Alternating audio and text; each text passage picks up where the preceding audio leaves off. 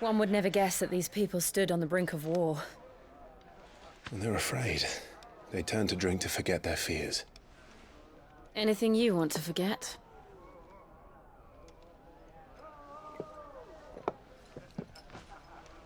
The harbor is empty, and half the market stalls too. The city may seem peaceful on the surface, but it's balanced on a knife edge.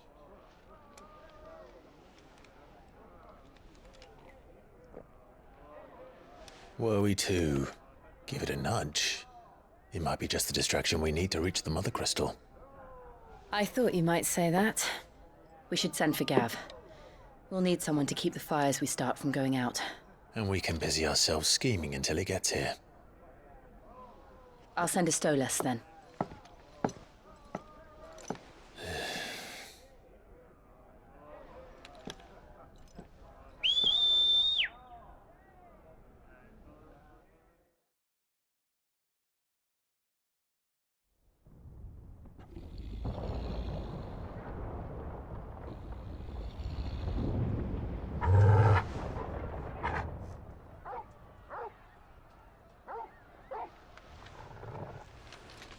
What is it, boy?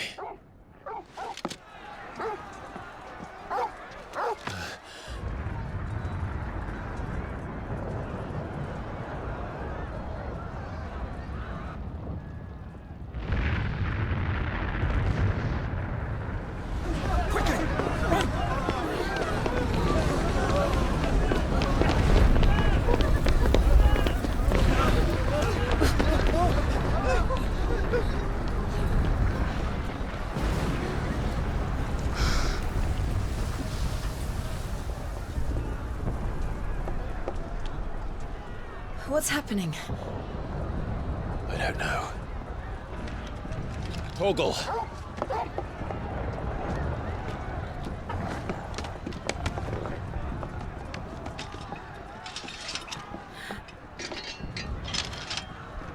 This way.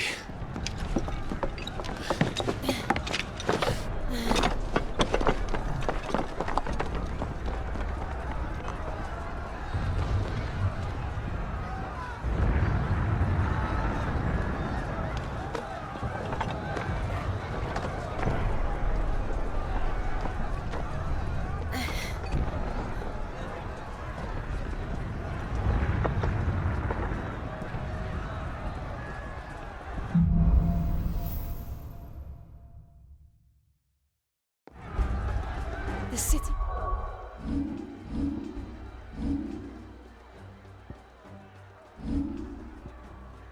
It's on fire. What's happening? I'm sure Goots is fine. He'll be making for the square. The one with the bell tower. In the middle of town, right?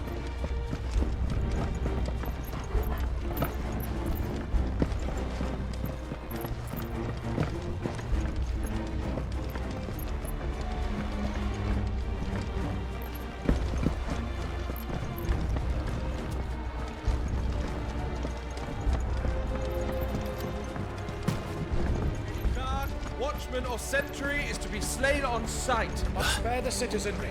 His Highness's orders were clear. The people are to come to... Those were Imperial Dragoons.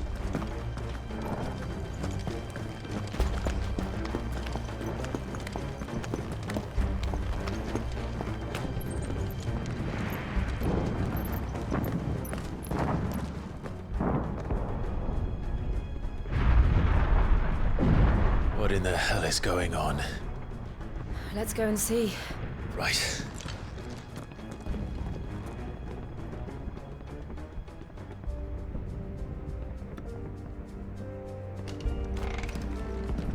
But first we find Goots.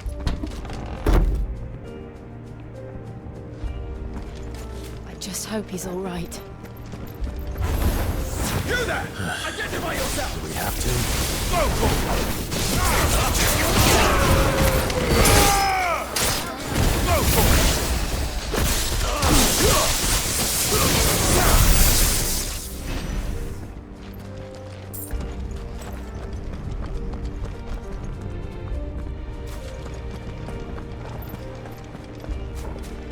Around! Quickly! Of the Cut them down!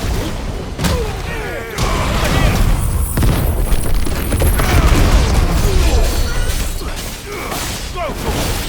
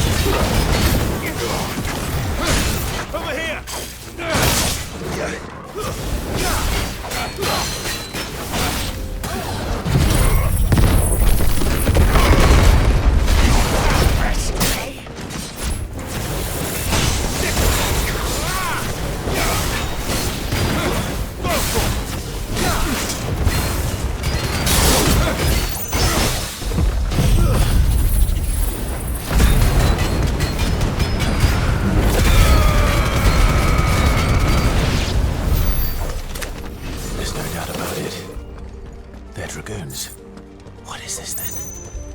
A civil war?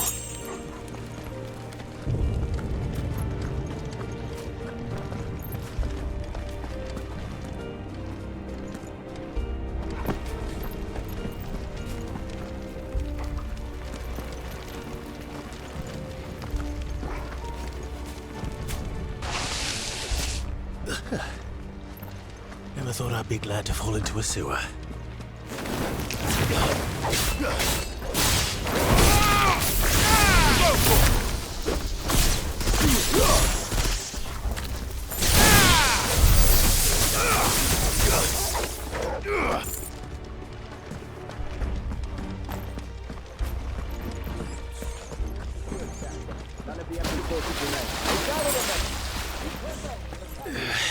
What of the men and women in the market? The evacuation is complete. Good. Then all that remains is the throne of the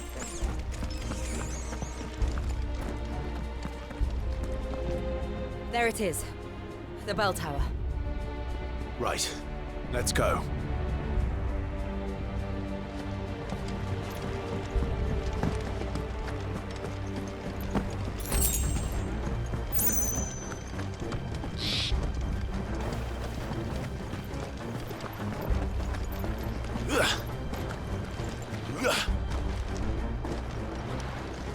Ah, a goods lift.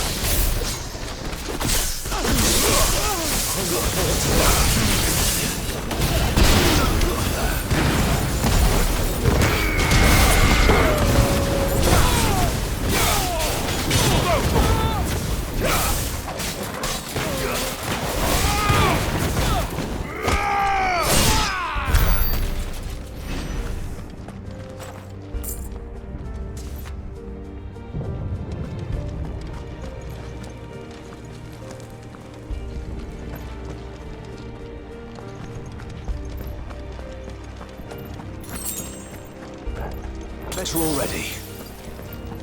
Intruders! Defend the gates!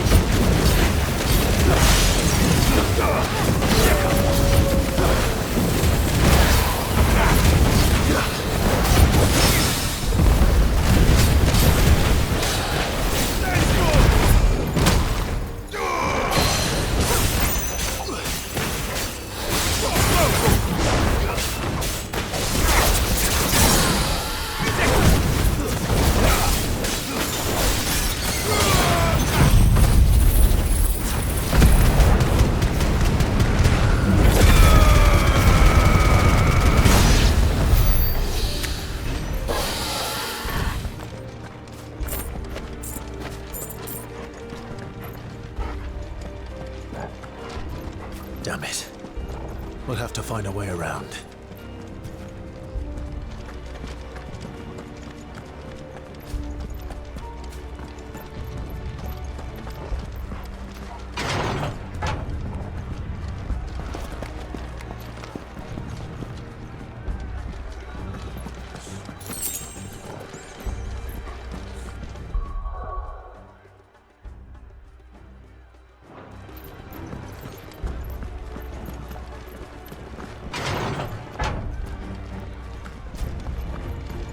That's better. Stop! In the name of His Highness!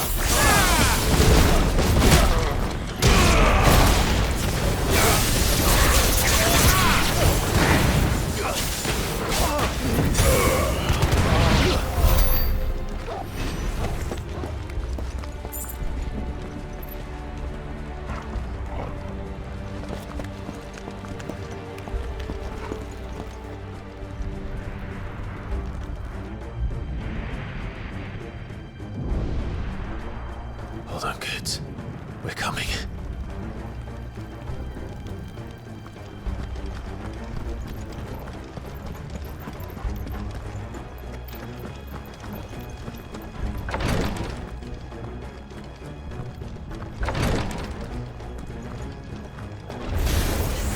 Prince's name, none shall pass!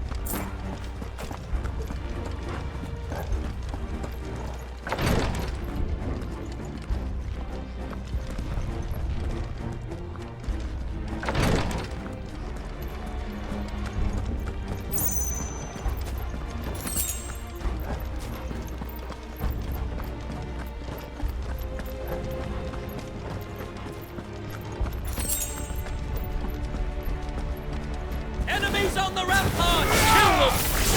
So cool! This one!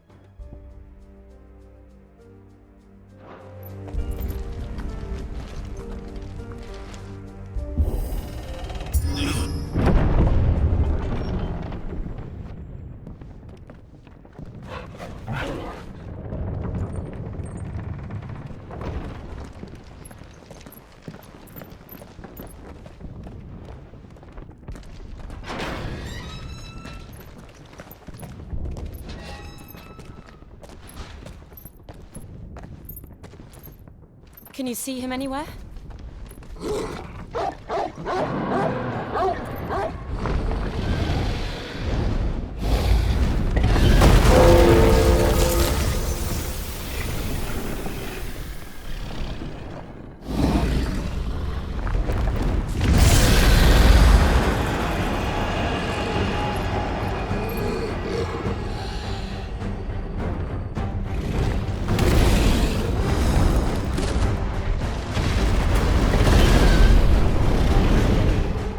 It must be one of the Dragoon's pets.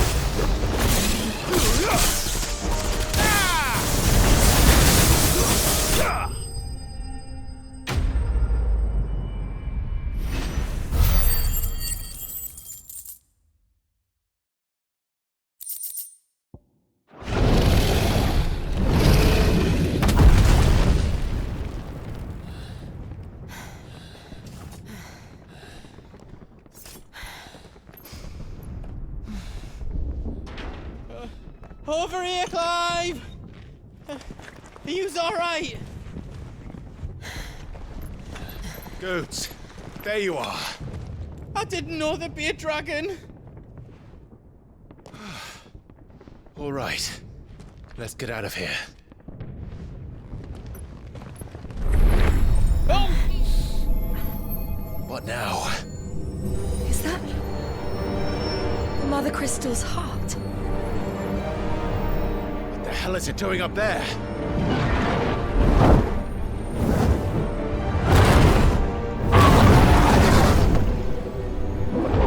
Bahamut.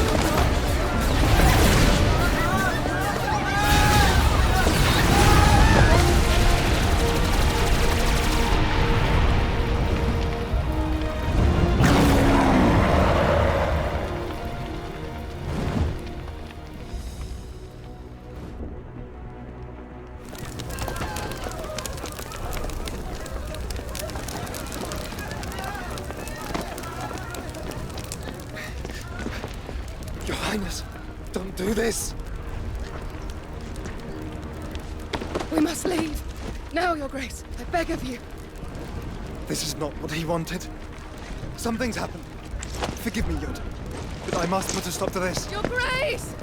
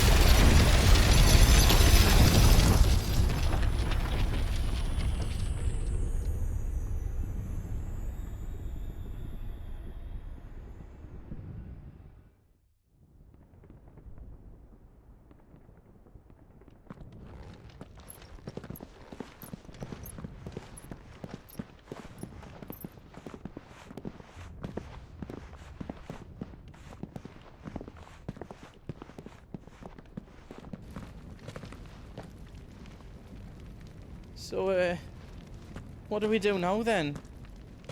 We destroy the heart. Well, you might come back! As soon as the flames die down, the Imperials and the Dalmex will move in. This may be our only chance. And Bahamut has gone for now. You should get as far away as you can, Goots.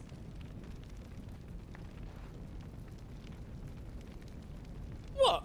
And leave you lot in the lurch? I can't do that. If you're staying, then so am I. I packed everything up before I made a run for it, so if there's out yous need, just ask. But I won't be giving it away for free. Nana'd never forgive us if I did. Thank you, Goots.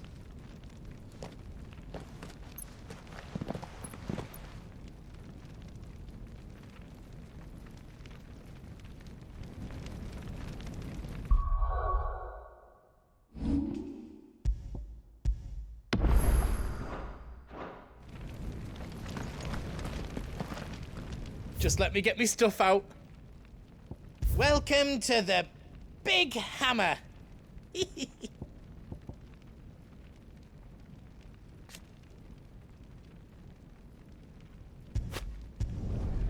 I do it right?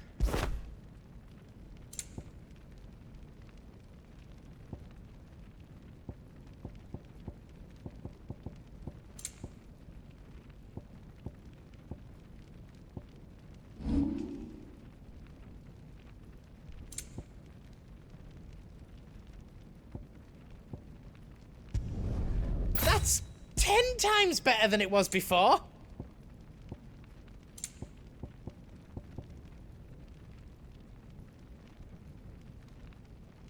You don't want me to make yours out else? I've got some good stuff for yous.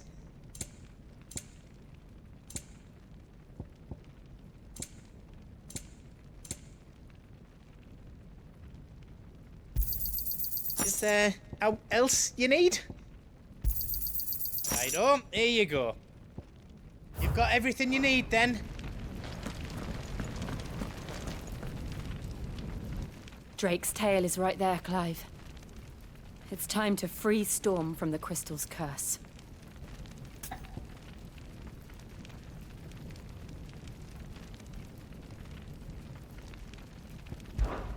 I might need a moment to prepare.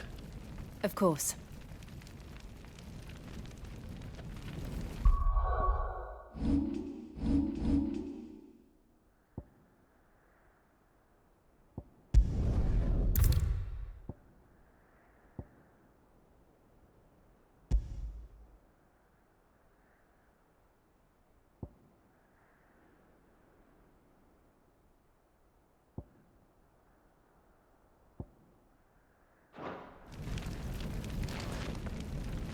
Drake's tail is right there, Clive.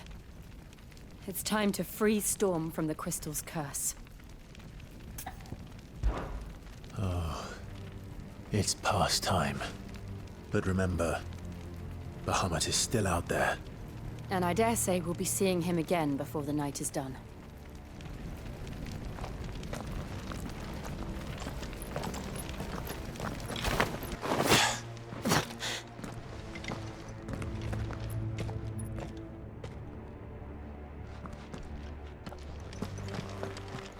No more roads. We'll have to find our own path. Do you feel that, Clive? Ether.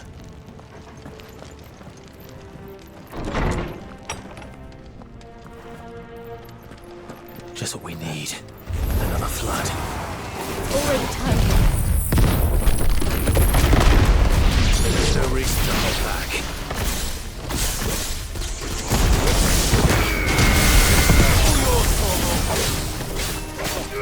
Get him!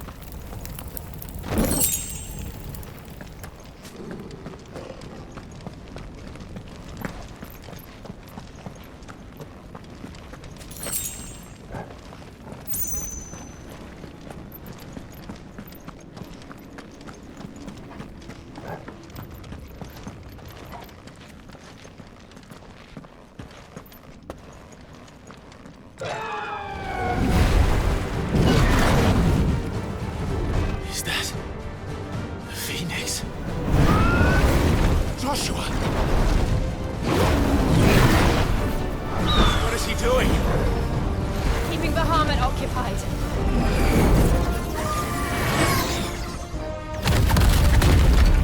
Joshua!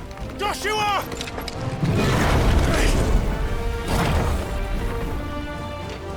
Don't, Clive. It's too dangerous. Fuck! Hold on, Joshua! I'm coming! We have to save him. And we will. We just need to keep moving.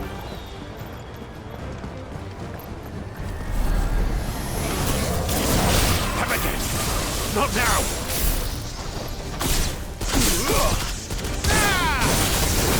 Get him! Over here! This one!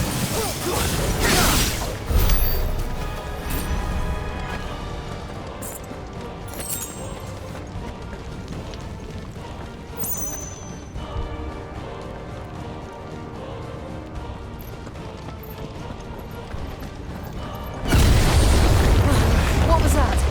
Ahmed, he'll kill us all.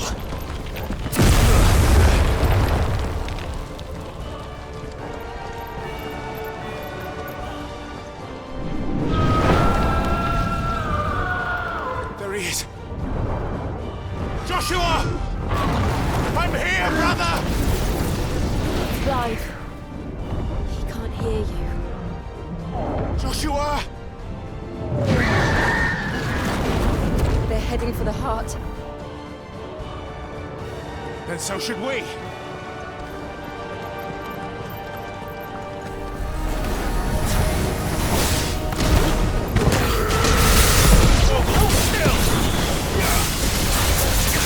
Get him!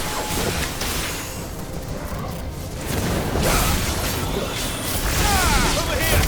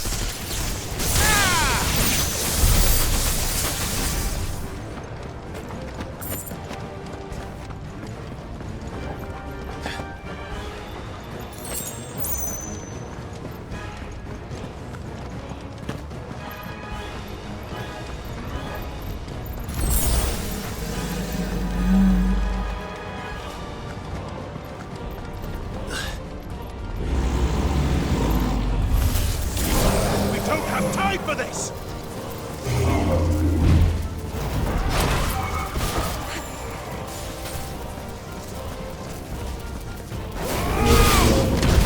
Slow.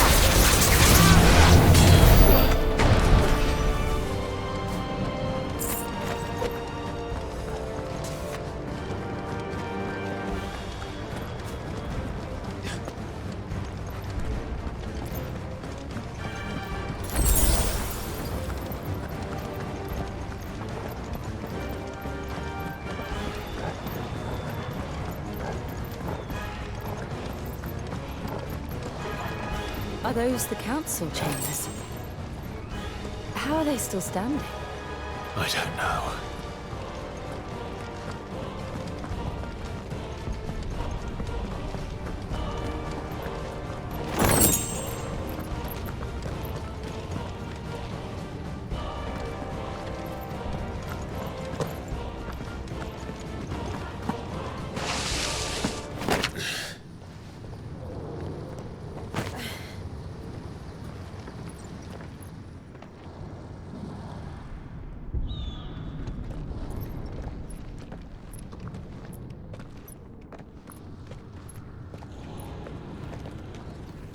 He'll be all right, Clive. He's a survivor. We're getting close.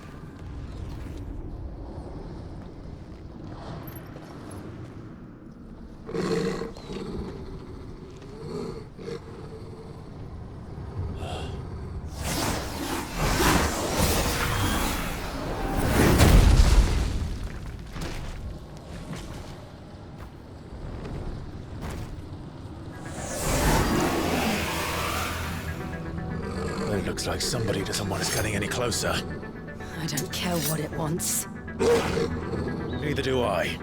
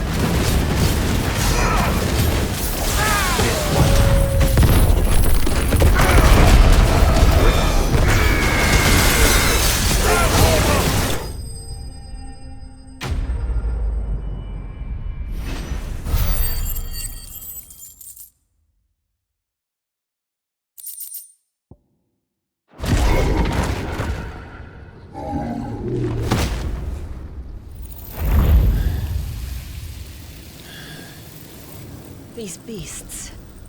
they're getting stronger. We can think about them later. Right now, there's only one thing we need to focus on. The heart.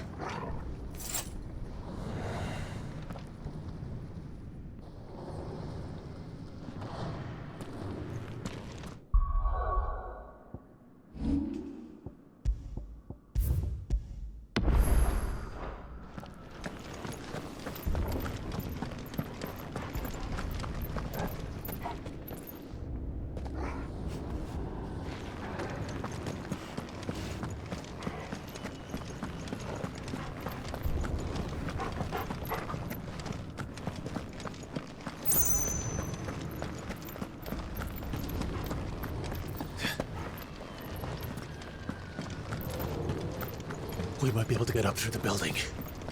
It's worth a try.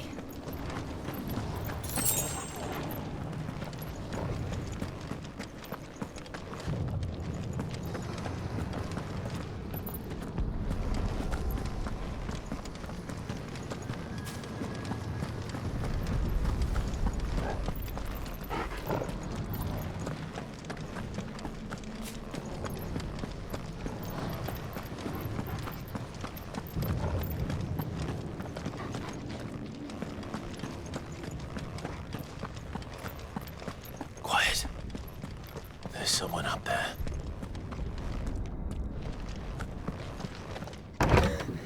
Is someone there?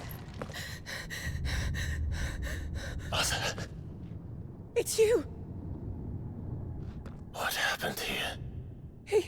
He tried to take him from me. Oh, my boy. My darling boy. Is this the child you made with the Emperor? Why, Mother? Why did you betray us all? You have no right.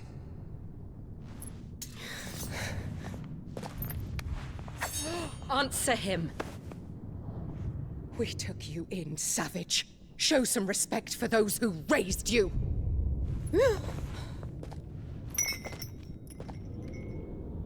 Honorable Elwyn, always thinking of his precious homeland. But what worth is a homeland in a world beset by the Blight? Father did not seek to protect his country. He sought to protect his people. A leader's duty is not to protect his people. It is to protect the source of his sovereignty. The noble blood that runs in his family's veins. So long as this bloodline remains unbroken, what does it matter if a nation falls? One can always found another. Unlike him, I did my duty. I preserved my line. I bore a son of the noblest blood, to whom the whole world might kneel. That is why I gave Rosaria to Sambrek, that I might join my line with the Lesages and birth a savior of this benighted land, blessed by both Bahamut and the Phoenix! You sold your country for a child. Why did he need another? You had Joshua. I had nothing. You were always your father's son, so very strong and bold and daring, and yet you failed to awaken. Would that Joshua had been granted 1/10 of your strength. Oh! How the nobles laughed that Elwyn's firstborn was surely the son of a concubine, and my own, not long for this world. The shame of it! The shame of being slandered by one's inferiors! How could you ever know how that feels? It should have been you! Why didn't the Phoenix choose you? Joshua's every waking moment was spent trying to shoulder the burden that you and the Phoenix and the Duchy foisted on him. That's why I became his shield. To help bear the weight. But what did you do? You betrayed your own blood and surrendered your son to his fate! Joshua, my darling boy. I never meant to hurt him. The soldiers' orders were clear. He was to be spared. Why did you survive when the only one I truly cared for died? What? Have you not looked out of the window? Joshua is here! The Phoenix lives on! He's battling Bahamut as we speak!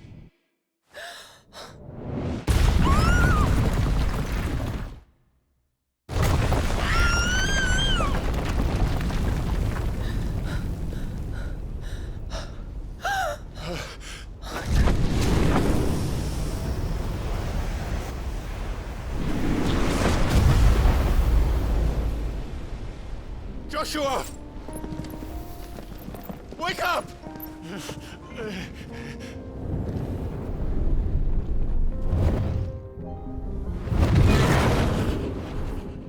I am a shield of Rosaria.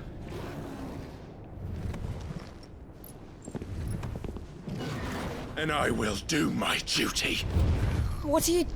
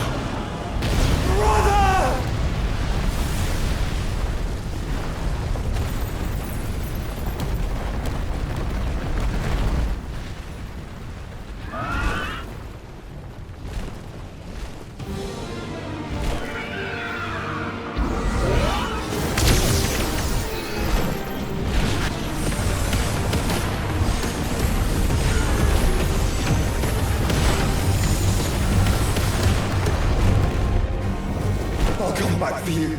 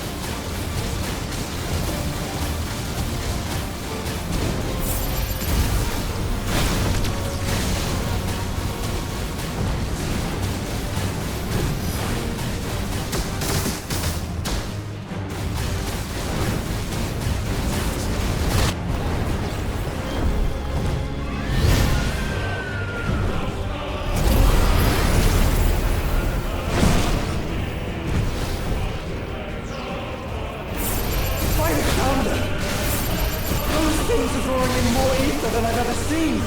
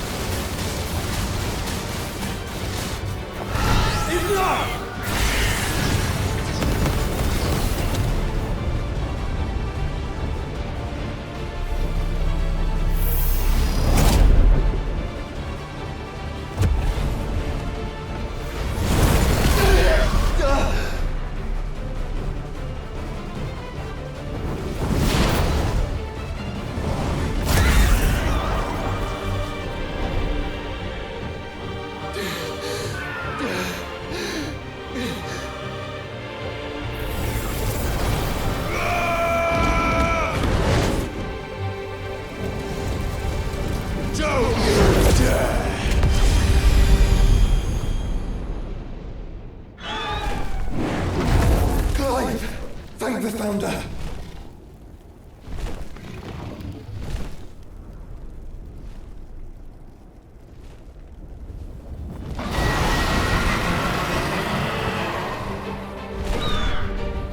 It's now or never, Joshua.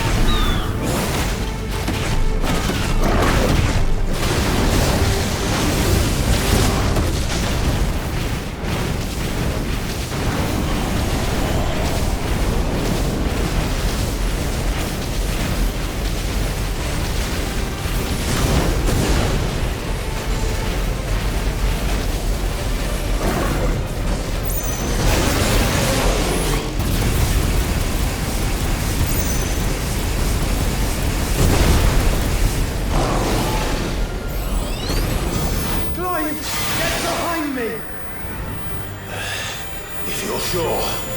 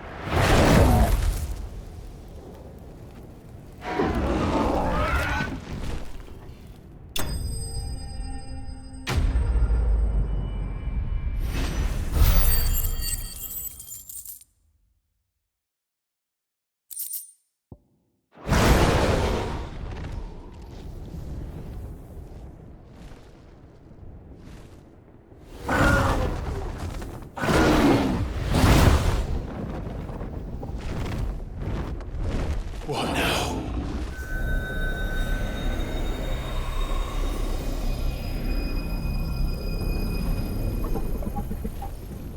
This is drinking the ether. We have to stop him.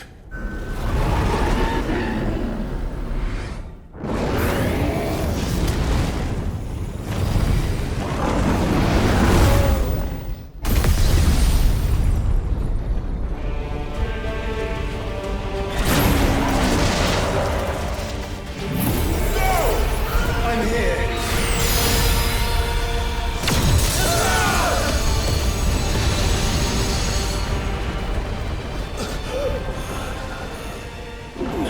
Joshua, are you all right?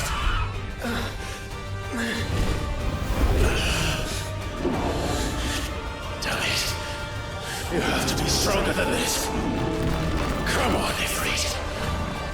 Show us your true power.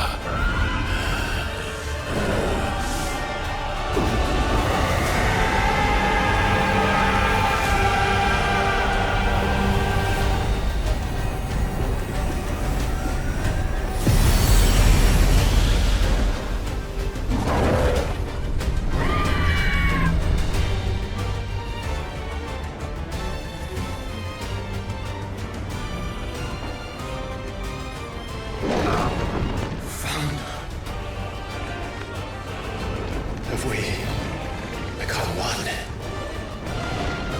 This may be enough. We can do it, Clive. We can, and we will, together.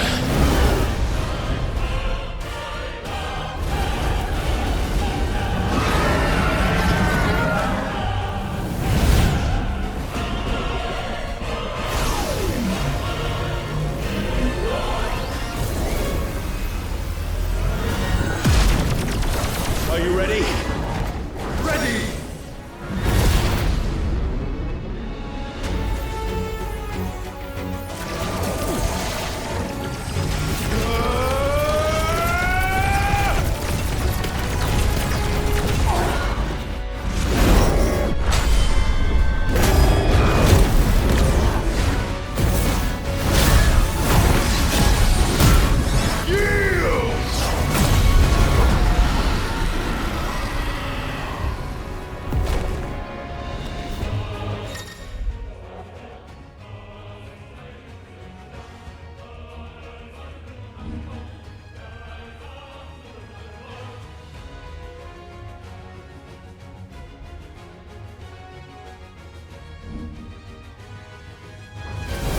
How can we hope to match such power?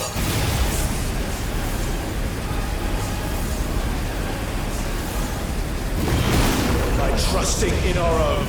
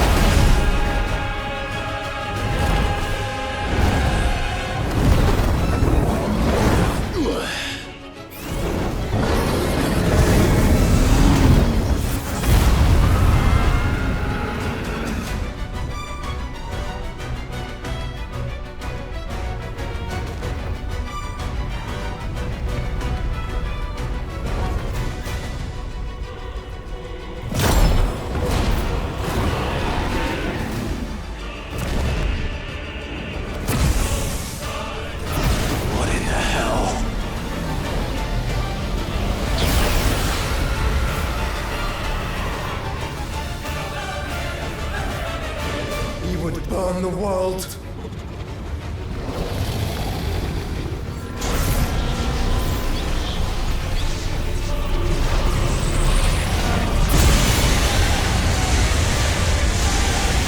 Not today. Come on, Joshua!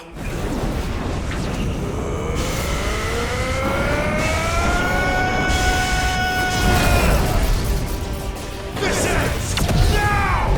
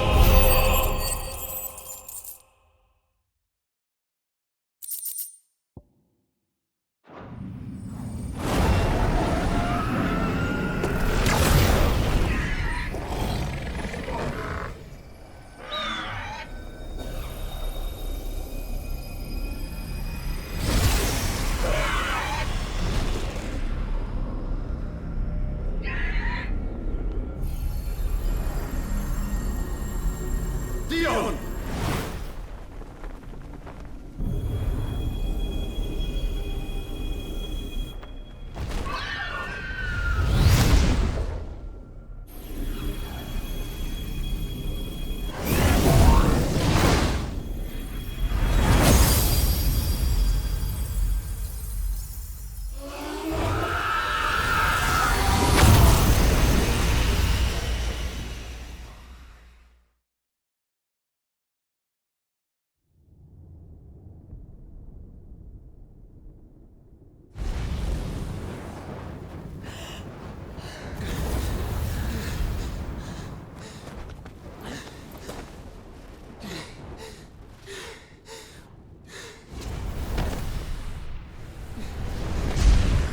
Joshua! Clive!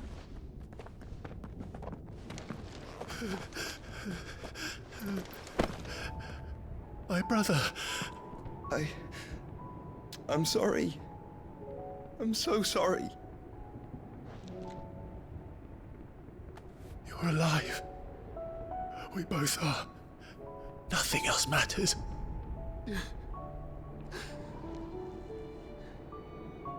I never dared hope that I would see this day.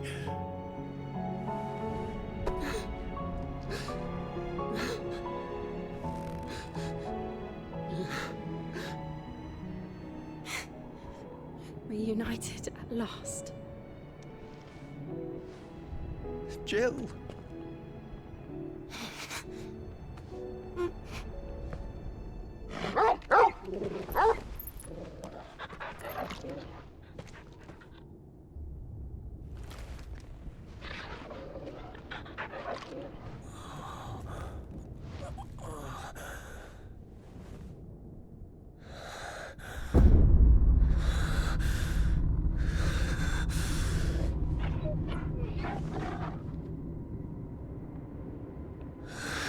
This is for my father!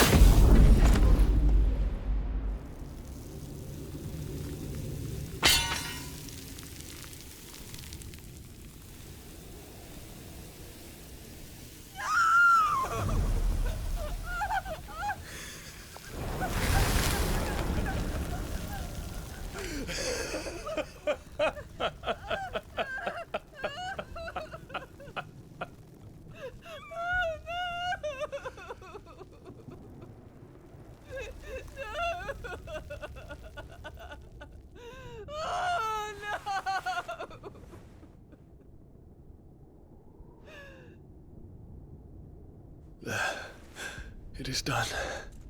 The demon that would tear our house apart is no more.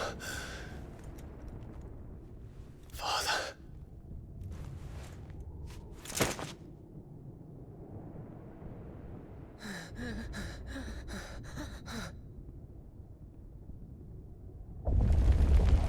The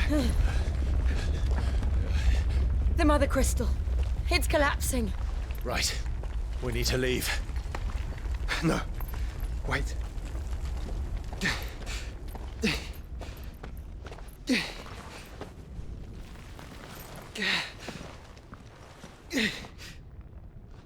I owe him a debt. Fine.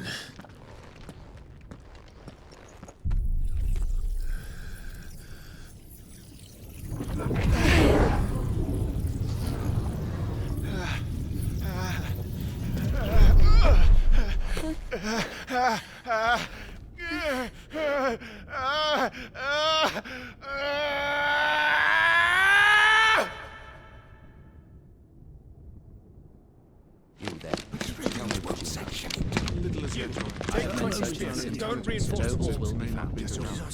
Report, Captain. Can nothing be done to call them off? I regret not, Your Radiance. The Dragoons answer to none but His Imperial Highness. The Council is powerless to intervene. We're hearing reports of rebel Madness is this, Dion. throughout the neighboring districts. Focus all efforts on extinguishing the fires around the capital. The city can wait. Don't dally, man. Go! Your Radiance. And I want you to find out Make sure the doors are locked. next move. By the light. Dion. Have you taken leave of your senses? Call off the Dragoons at once. Fear not. The populace will come to no harm at their hands.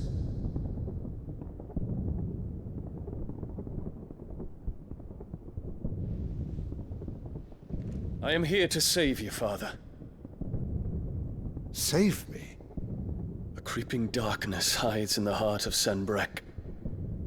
It stems from your wife, the traitorous Annabella.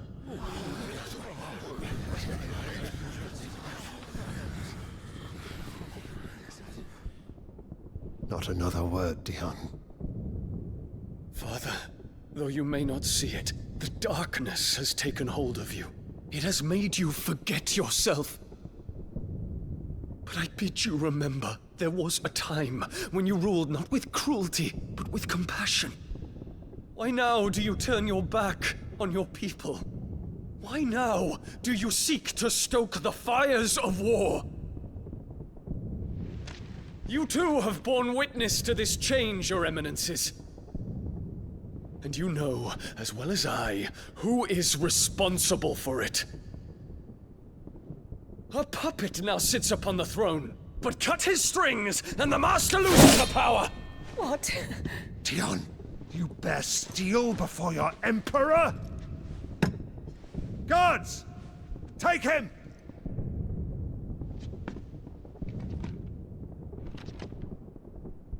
For every citizen who falls, another can be bred. For every home that burns, another can be built. Those were your words. But when the last of your citizens has fallen, and all of their homes have been reduced to ash, what will become of your empire, of its rulers, of your god? As the Mother Crystals crumble one by one, and the Blight sweeps in to claim all that we hold dear, our people look to their Emperor for protection. Yet he labors not to secure their futures, but to seize what is left of the twins for himself. Even if it should come at the cost of everything his loyal citizens have labored to build. Dion, you must understand. A small price to pay, is it not? You've been blessed with great power, Dion. Enough to win me the world. So go, claim Valisthea for me, brother.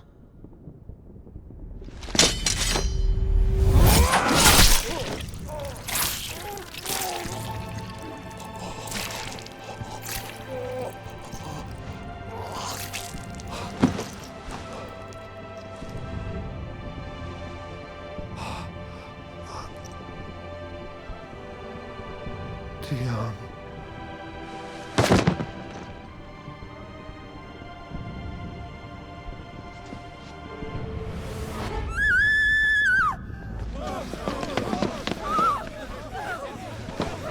Gods! Gods! Father. Poor father. How he doted on his children. That he would die to protect me was plain. It was but a matter of when. You planned this? You did well to endure so long. But you broke in the end, as I knew you would. And now Muthos approaches. Put him to the proof. I would see if he breaks. Go, Bahamut. Kinslayer.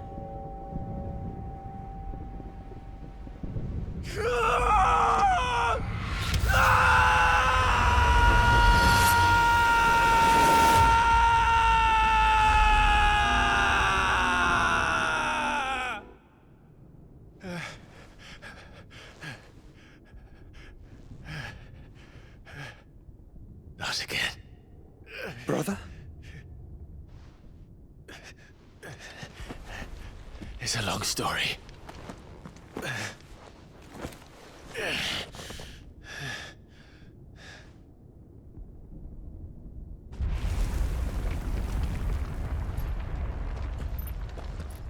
You cannot stay here, Mother.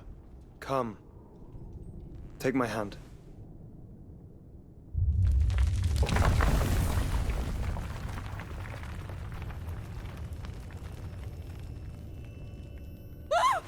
Get away from me! This is all just a dream, just a bad dream! You will not take me, Shadow! You will not take me!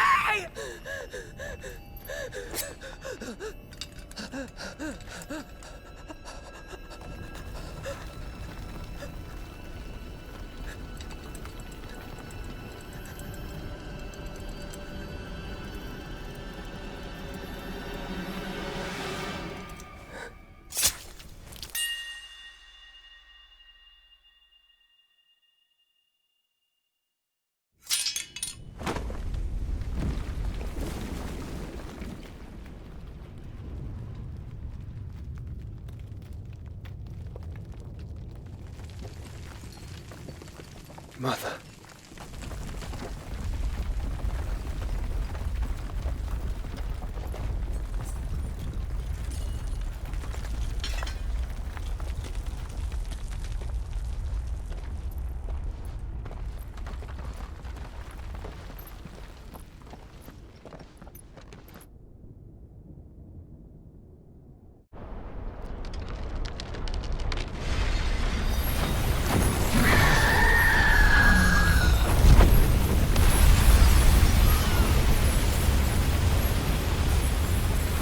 If it is consciousness that weaves your wills together,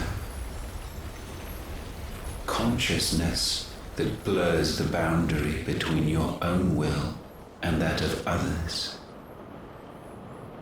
then we shall set you apart once more.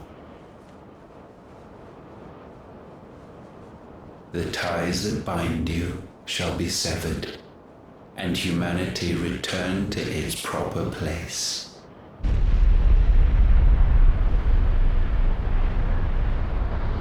By primogenesis shall a new age of reason begin.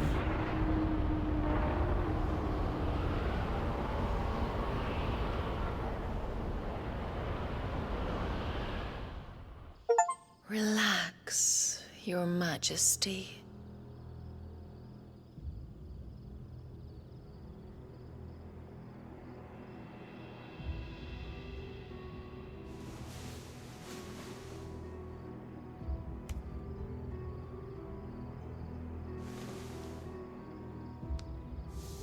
Don't you want to play? It's been a long time. That is your wish. Men, you are as meek as all the others.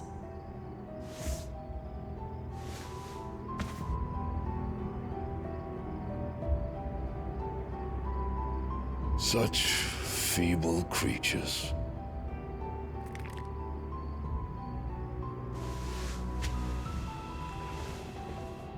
Gifted the power of icons, yet slaves to fickle emotions which usher you to your doom. And so you bind your fragile wills with strands of consciousness. The wretched handiwork of a wretched people. The sons of fire were united at last, and for but a moment their flame burned bright. Soon Muthos shall become our And then shall the world be remade. Not before the bonds are severed, of trust, of respect, of love.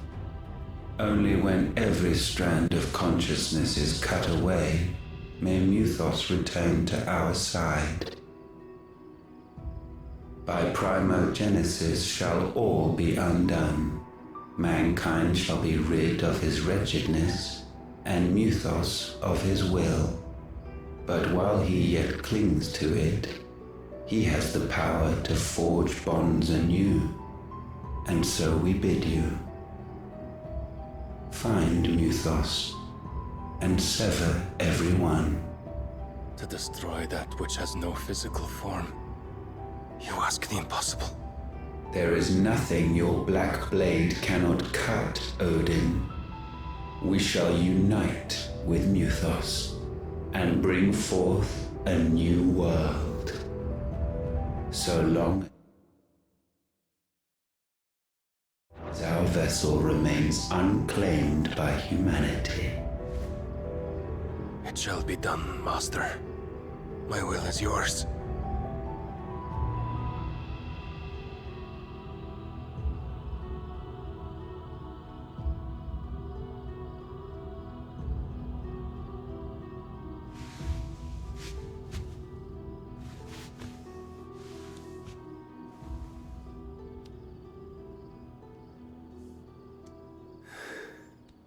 Mother.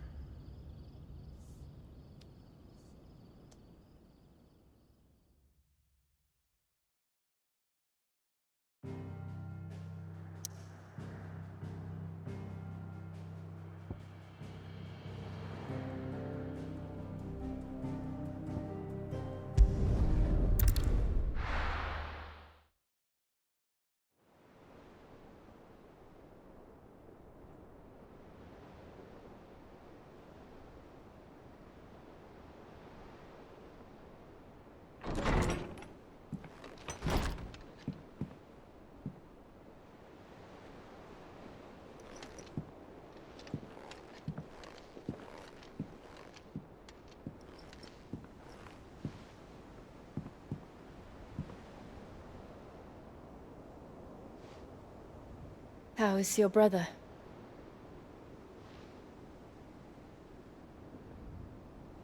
Asleep since I returned from the Dominion. Tyr says he should be back on his feet soon enough. For a while, at least. She discovered something on his chest. A swelling, circled in stone. The curse.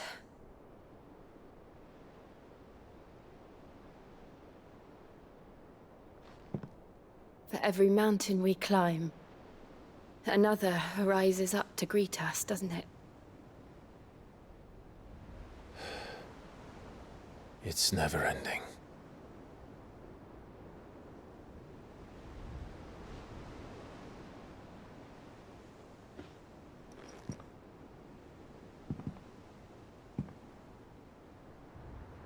Even the sky seems to have grown tired of it all.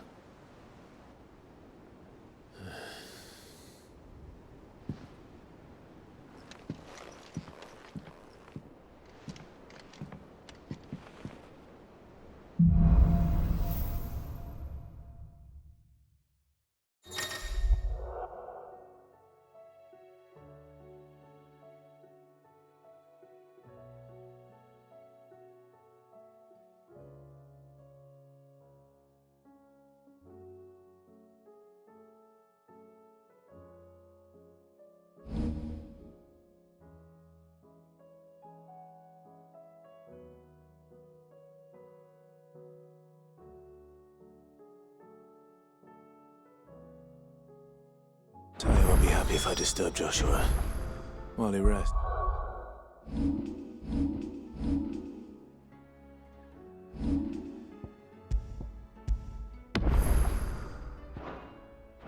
I might as well see what Otter has to say.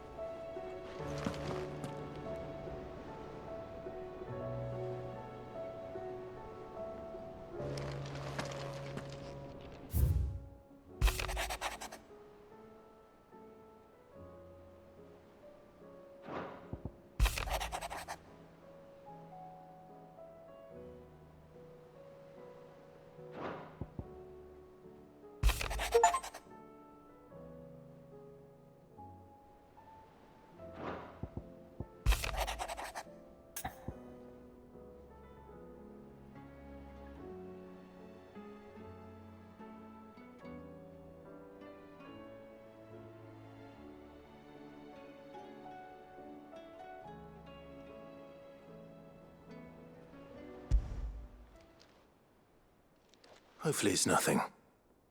But I should speak to Blackthorn just in case.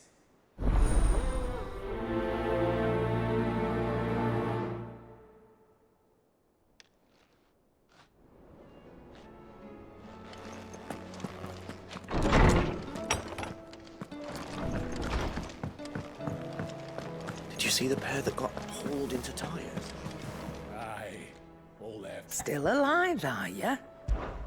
Going purse weighing you down?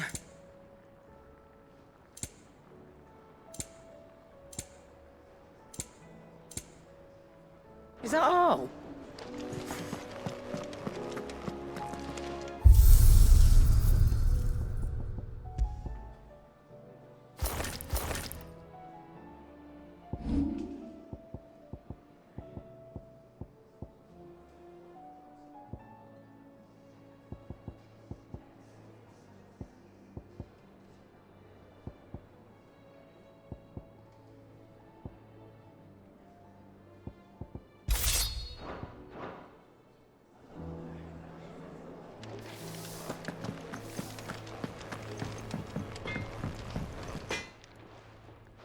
Blackthorn, do you have a moment?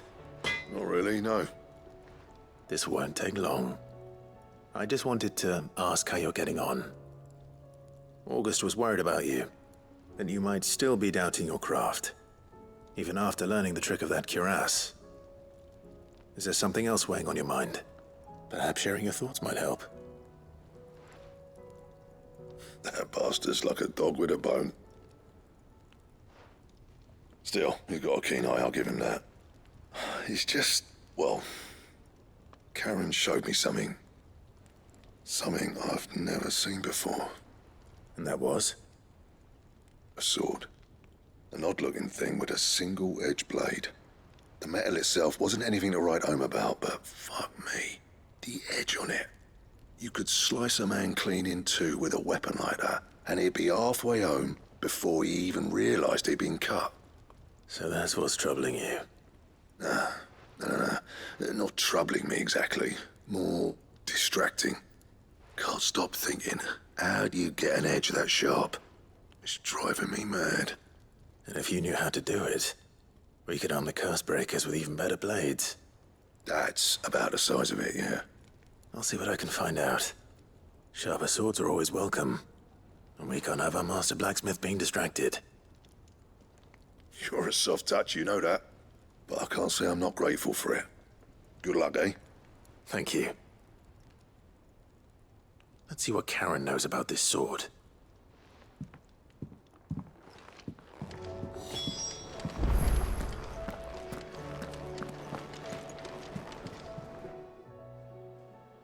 You're looking well, Karen. What you want? Out with it. I want to know about the sword you showed Blackthorn. Single-edged and extremely sharp. Running around after him again, are you? I suppose I am, yes. But I need to help him find out how to work an edge like that. It's driving him to distraction. Little wonder, I suppose. There's not many like that make it as far as the twins, and those that do go straight into private collections. which made it nice and easy finding a buyer. Can you tell me who bought it? Where is it now? You think I tell people who my clients are? Suppose you're not likely to go nicking him off me, are you now? Fine. If you stop mooning at me like that. Lord Ignac's the man you want. Delmechian bloke. Collects weapons and the like. And he's got more money than sense, which is why he's one of my favourite clients. Reckon he'll still be at the inn in Dalamil, where I left him. Thank you, Karen. Oh, and he's a touch eccentric, if you take my meaning. I appreciate the warning.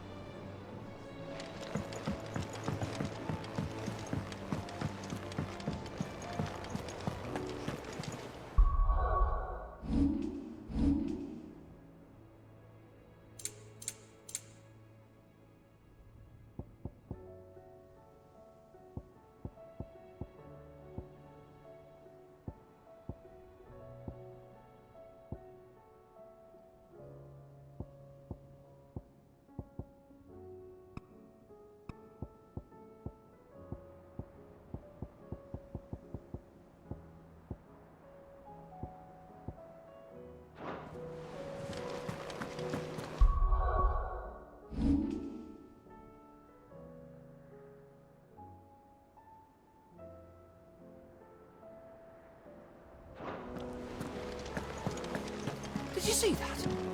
Tell me you saw that.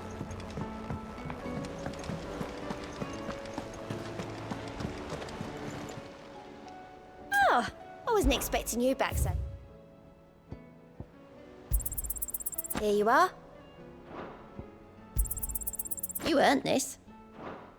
Come again. I may have more for you.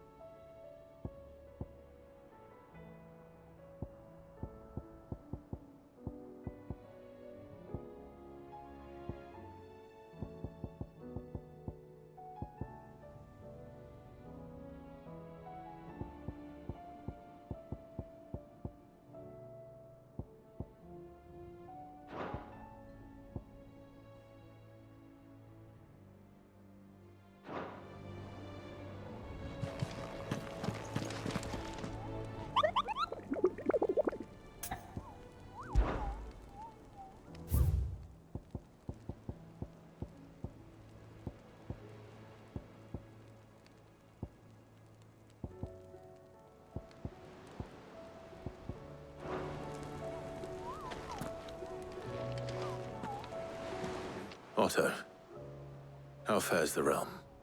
The realm? Oh, she's just fine. As long as you look past the fat storms out mother crystals and her skies are a roiling cesspit. And Gav?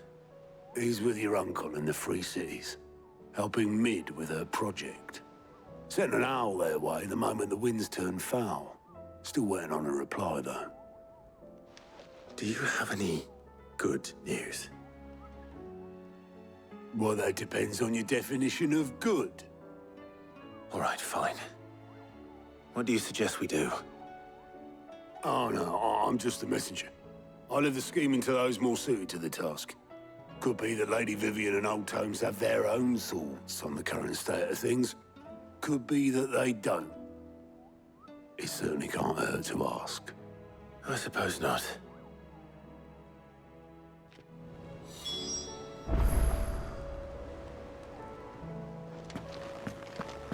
There's talk of these skies driving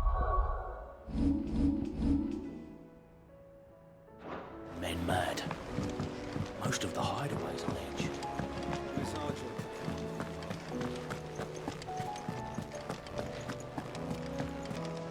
Oh, the moon.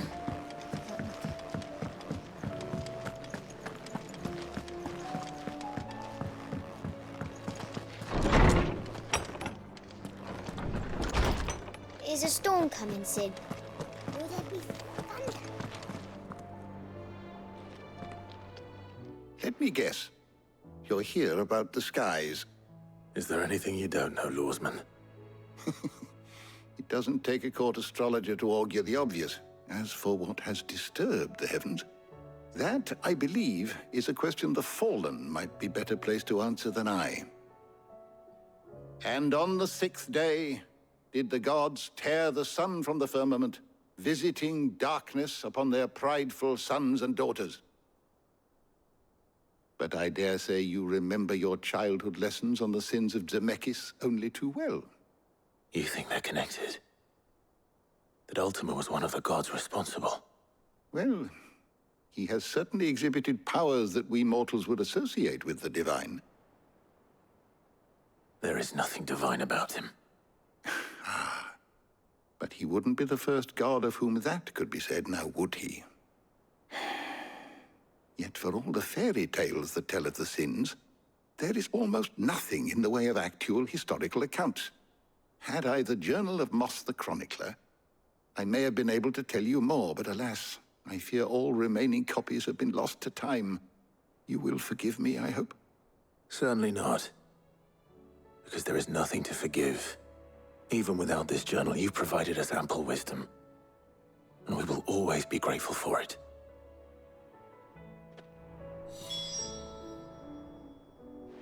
Good morrow to you, my friend.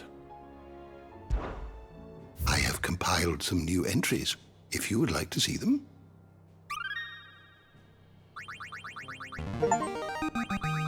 I have quite the find for you today.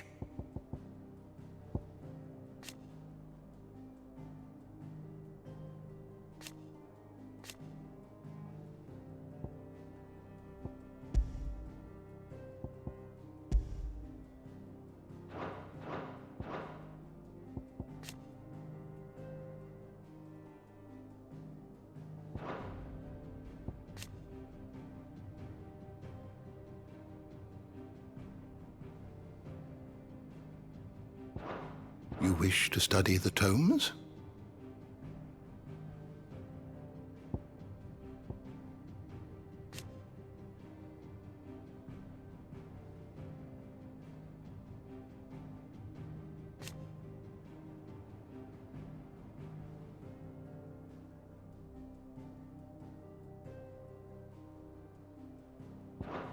The door to the shelves shall ever be open.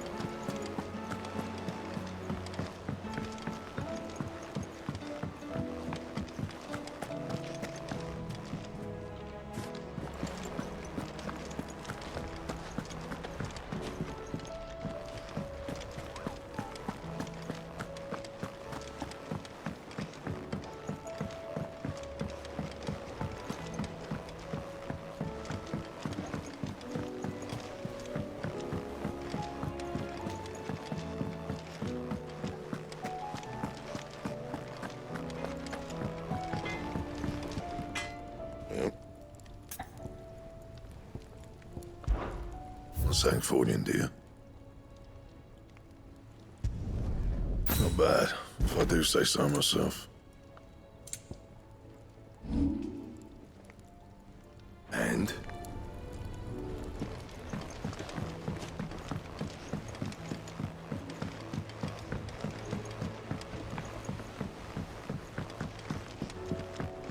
I heard the Emperor was impaled on his own son's spear. We're all gonna die! You hear me? The Akashic are coming and they won't stop until it's slaughtered.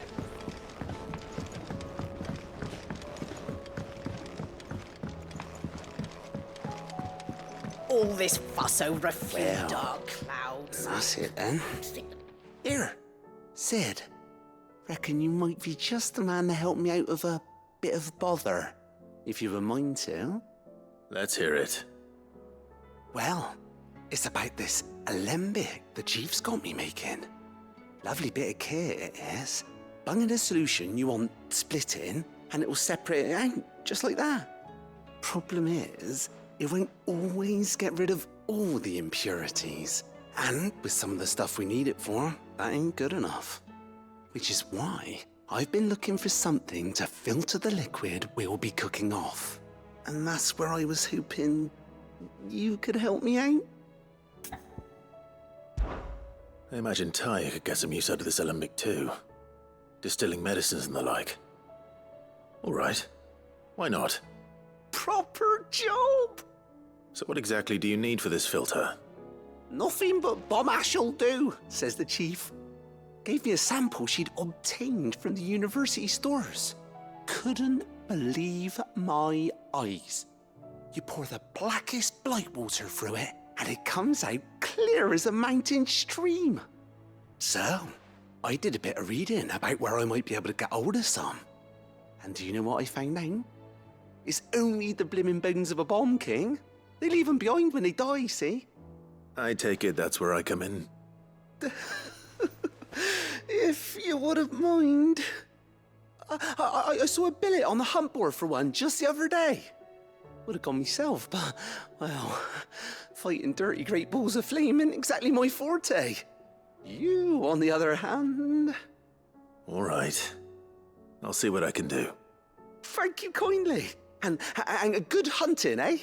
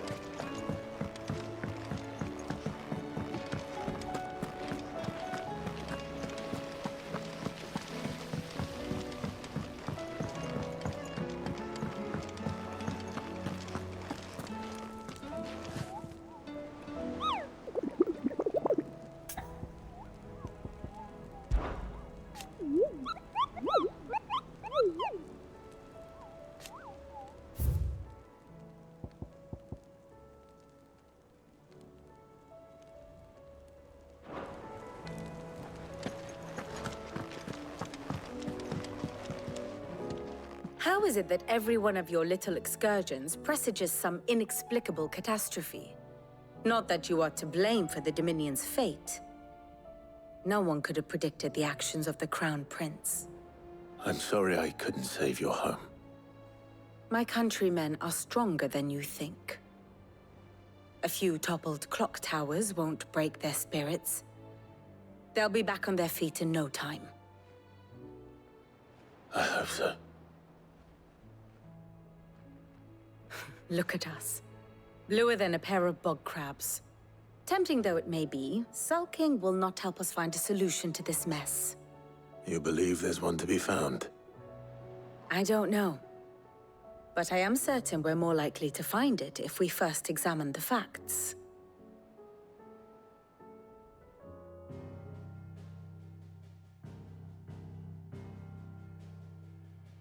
Beneath these darkened skies, fear and confusion reign over Valisthea. Oh, the lands around the fallen mother crystals had already begun to wilt for want of ether. But not like this. Crystals that filled wells and fueled furnaces. Now nothing but pretty shards of rock. And those that hang from the people's necks cast nary a glimmer of light to keep the dark at bay. It is only a matter of time before the common folk convince themselves that the end of days is upon us. Yet I fear a swift end is more than we can hope for. While most of the world thirsts for ether, the remainder drowns in it, spawning Akashic in droves. And amidst the hordes of mindless beasts, with magics as like to fail as function, even the strongest nation would falter. Rosaria and the Iron Kingdom teeter on the brink of collapse, while the tragedy in Twinside has all but paralyzed the Holy Empire. Dalmekia fares little better. Rumor has it the ministers fled the capital after the fall of Drake's Fang, leaving their beloved republic to crumble. Waloed, meanwhile, moves in earnest. The Einherjar has been sighted off-storm. The world, in short, is in chaos. It would seem our civilization was nothing but a castle of sand, to be washed away at the whim of the waves.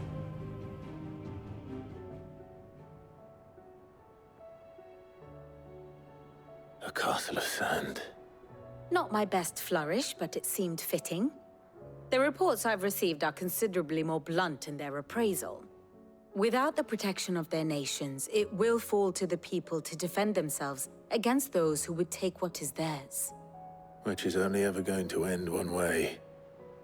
Defending a farmhouse against a band of chocobo thieves is one thing, but pitchforks and palisades will do little to stall an army's advance. Should the King of Waloed deign to invade, there would be none to stop him. None but us.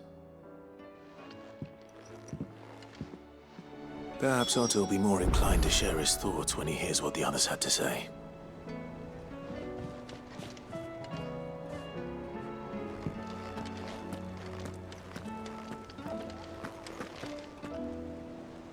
Clive, we have a problem. Only one. That would be a first. It would. Actually, there are three. We had as many owls arrive while you were at the shelves. Martha's got Akashic out her gates, and talk of monsters roaming the hills outside of Northreach has put the wind up Isabel and her lot. And don't forget Dalimil. Lubor says the village was raided by bandits. When it rains... It fucking pours. The curse breakers are spread thin, taking stock of the damage in the Dominion. And even if I could get word to all of them, I doubt they'd get here in time to make any real difference. Which means there's only two people who can. Jill and I. Let them know we're on our way.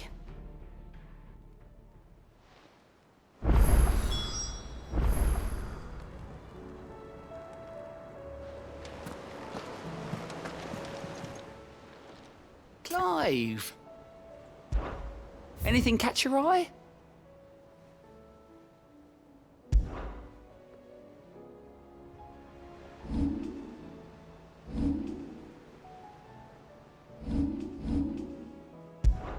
Think you can help?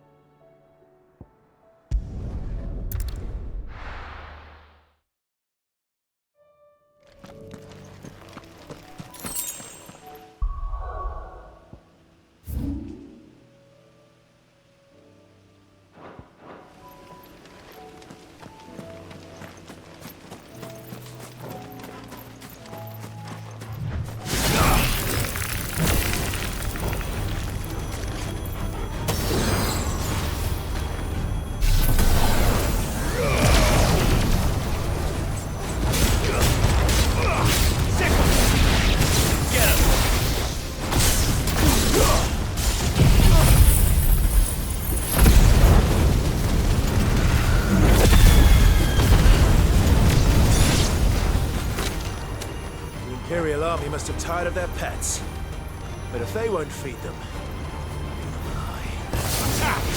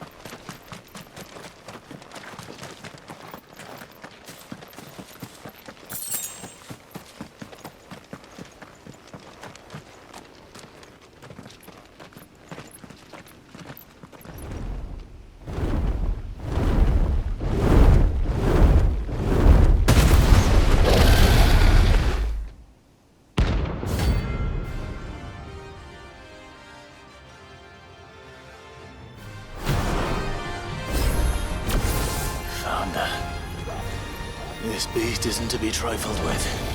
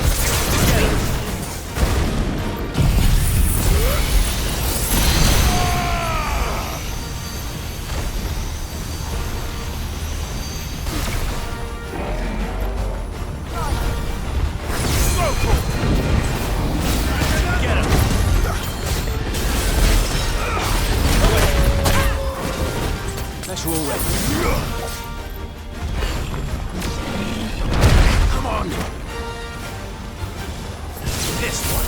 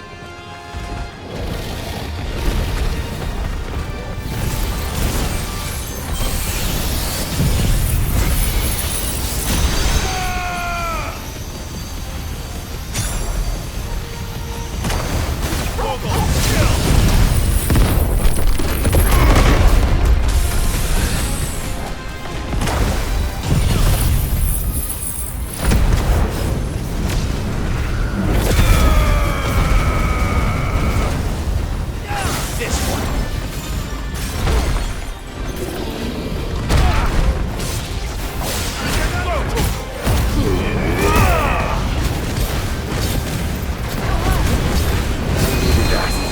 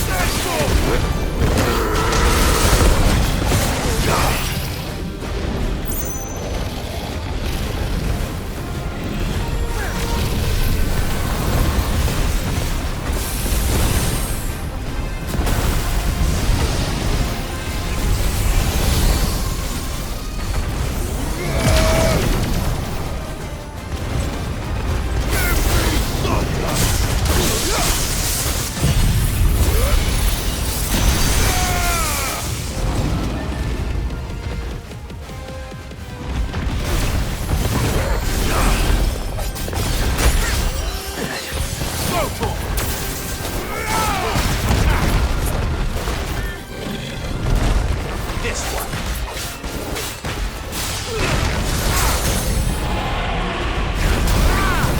This one.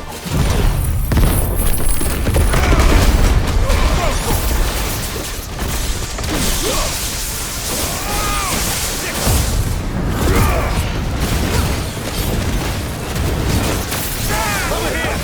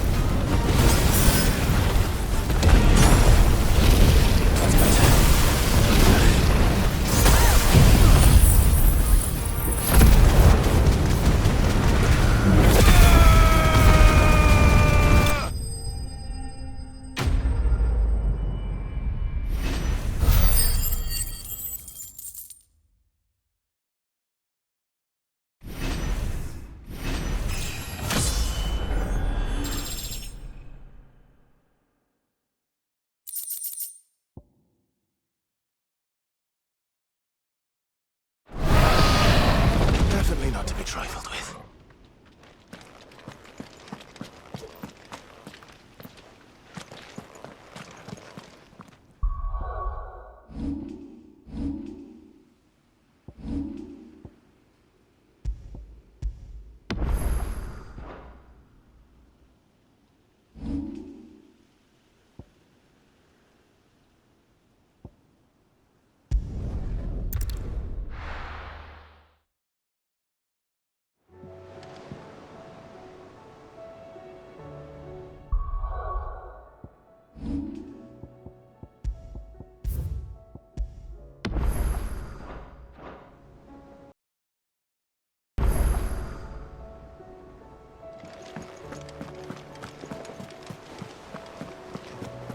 Did you see that?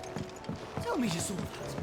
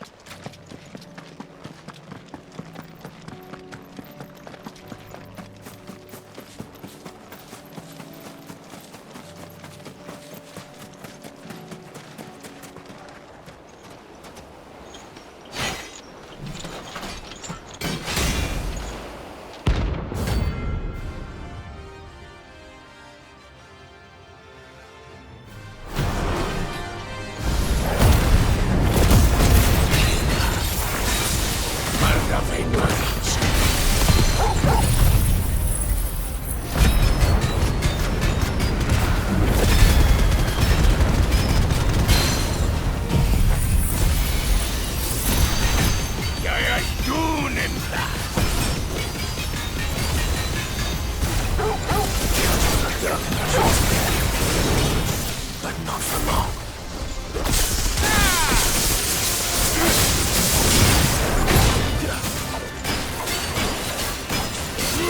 Get him!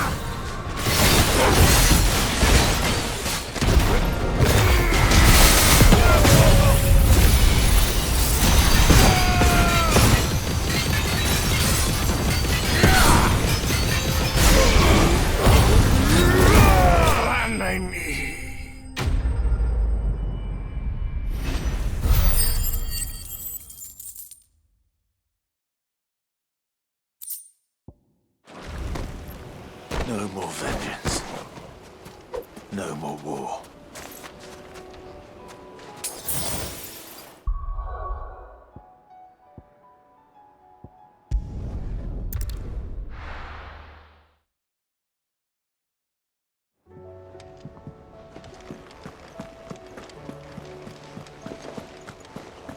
Did you see that? Tell me you saw that.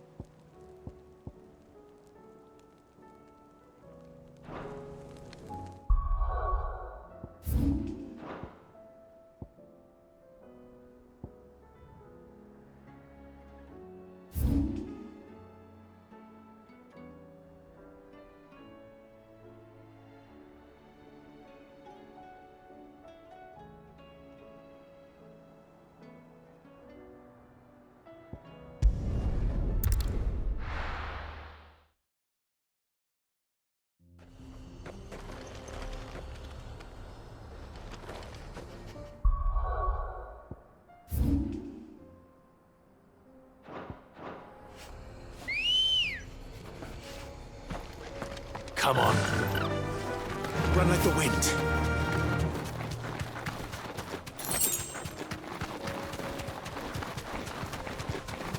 We're not alone.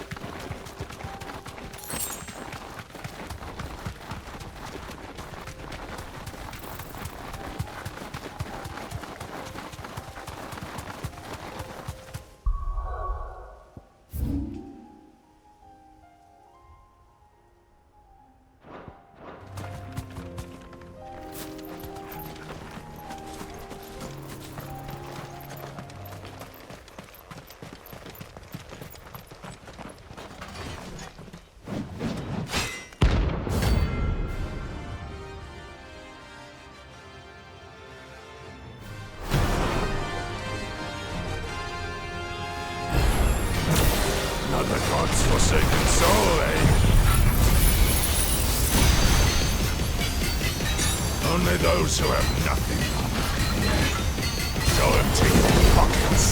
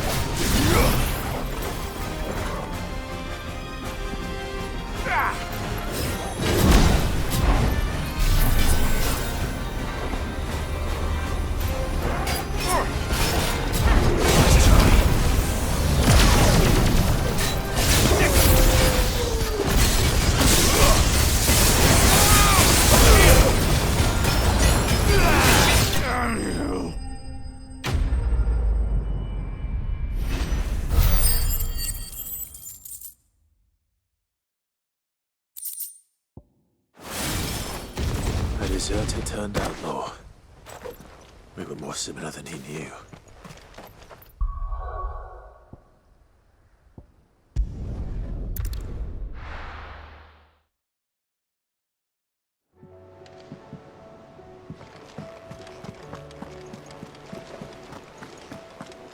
Did you see that? Tell me you saw that.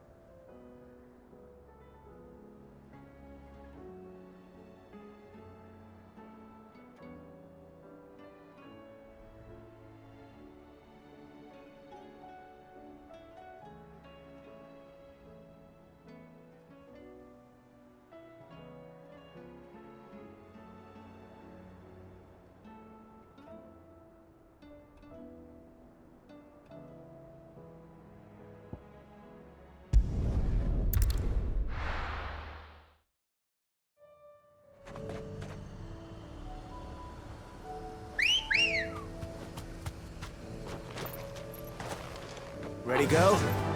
Yeah!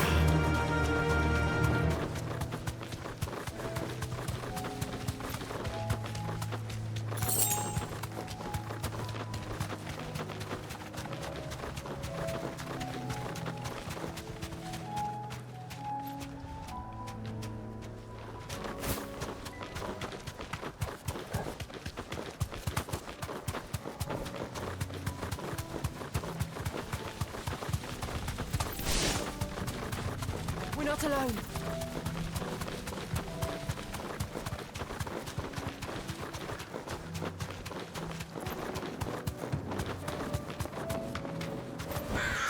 Be safe.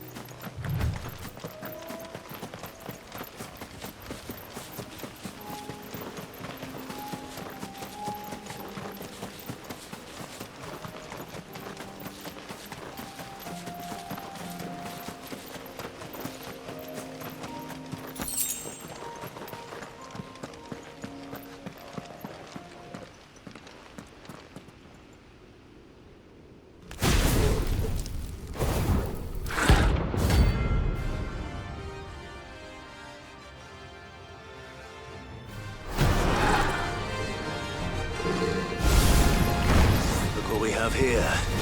Greetings, Your Majesty.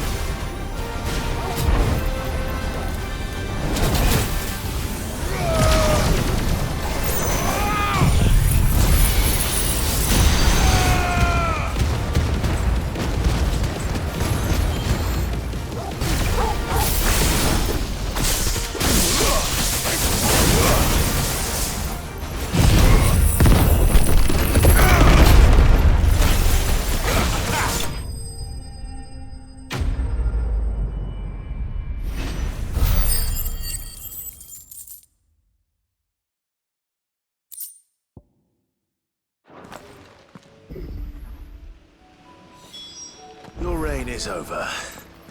Now to collect the ash. This looks like the stuff. Let's see if there's any more.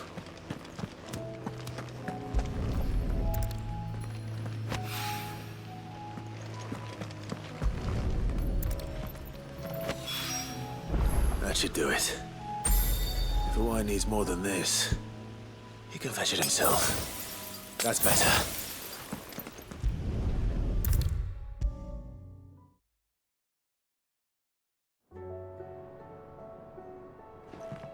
All right there, Sid?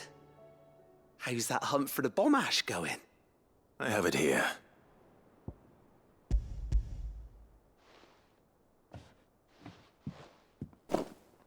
That's the stuff. And plenty of it, too. Enough to keep the alembic bubbling away for a good old while. You're a gent, Sid. Let nothing say otherwise. Right then, let's get this contraption up and running.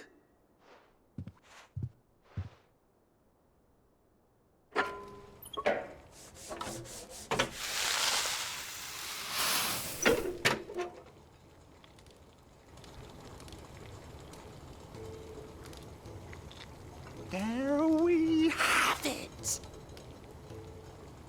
The Telemon Alembic. And it works just like the chief said it would. Very impressive. Says the man who cut down a burning boulder. Speaking of which, I still haven't returned the favor. There's no need. The good it will do for the hideaway is reward enough. Don't be silly. Why don't you let me take a look at that bag of yours? The one you keep your potions in. Reckon I could work some magic on that. What kind of magic? Well, we happen to have isolated a substance in our test run of the alembic that I reckon will make even the toughest leather supple as anything. Thought we might use it to breathe new life into old boots and the like. Save the hideaway a few gil. Ah, I reckon if we slap a bit on your bag, it'll loosen it up enough for you to squeeze in a bottle or two more. Well, it can't hurt to try, I suppose. That's the spirit. Leave it with me. I'll only be a mo.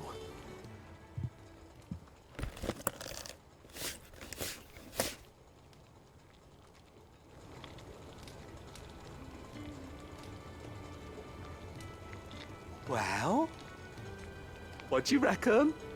It certainly feels more flexible.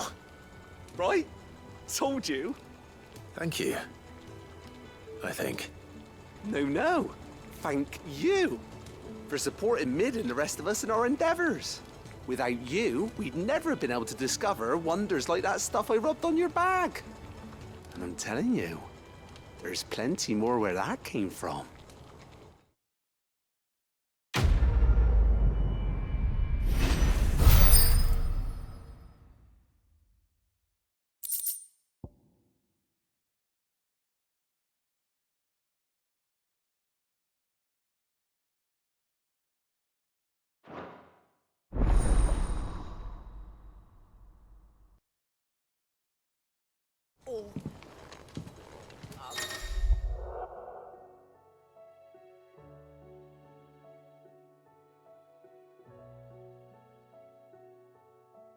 Clouds. You'd think the people here had never seen a storm before.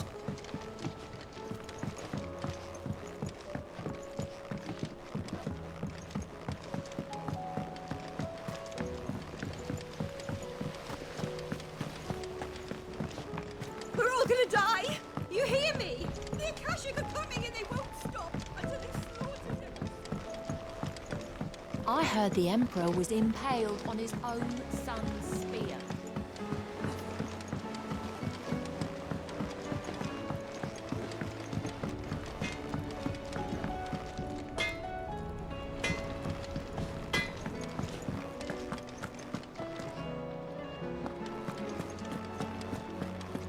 It seems the hideaway's lost its appetite. Can you blame them?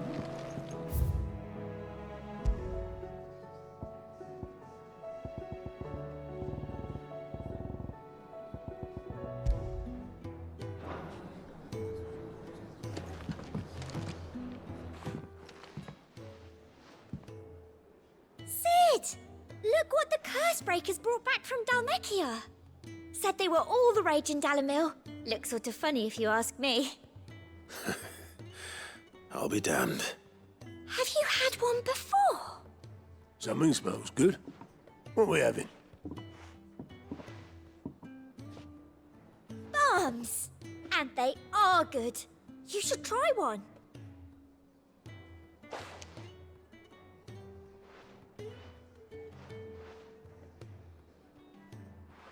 Eh? The bloody great hole in it. Who ate the rest? It's supposed to be hollow, silly. Haven't you ever seen Drake's Fang?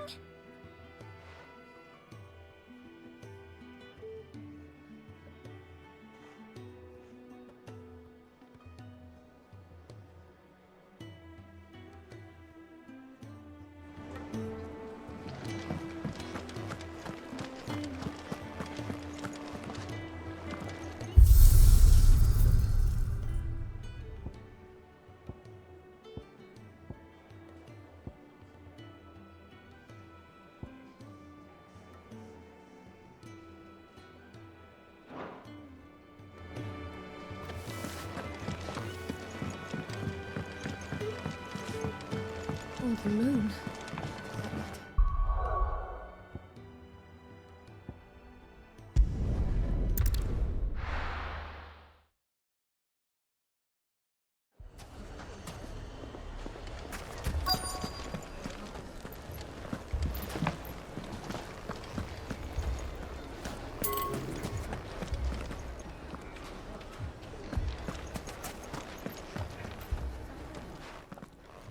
Sid! Your new companion appears much more formidable than your uncle. Should I be worried? Ah. You haven't been introduced. Jill, Clive has told me much about you. All lies, I'm sure. Your Stolas said that Dalamil has a bandit problem. Indeed. Although, you're a little late. They left with our food and guild days ago. Any idea where they went? The desert's a big place. Your guess is as good as mine. But the fact is, I have more immediate concerns. What did you say to me? What did you say? Ah, as if by magic. Let's just say we've yet to reach a consensus about how to solve Dalimil's little problem. And at this rate, it won't be the actions of the bandits which prove to be our undoing. It will be our own. I've tried reasoning with the dissenting parties, but even the Desert Hare has limits. Perhaps we could talk to them. What makes you think they'll listen to us? What makes you think they won't? She makes a fair point, Sid. And you won't have wasted much of your precious time if you fail. They're just across the courtyard.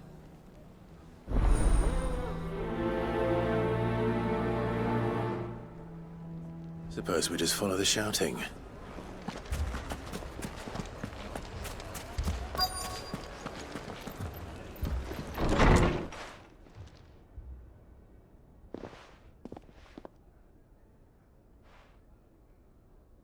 You wouldn't talk like that if it had been your men whose throats were slit. Blood for blood, it's the only way.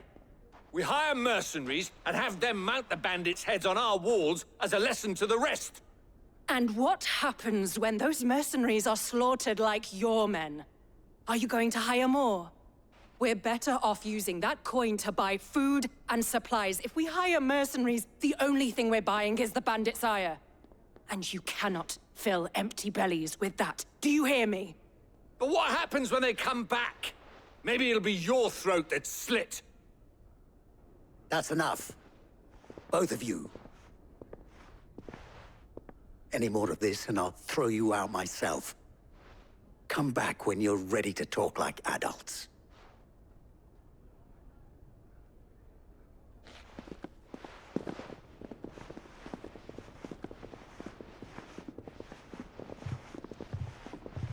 Victor. What's he doing here?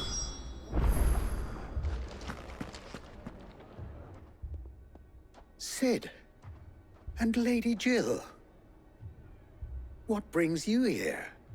I was about to ask you the same thing.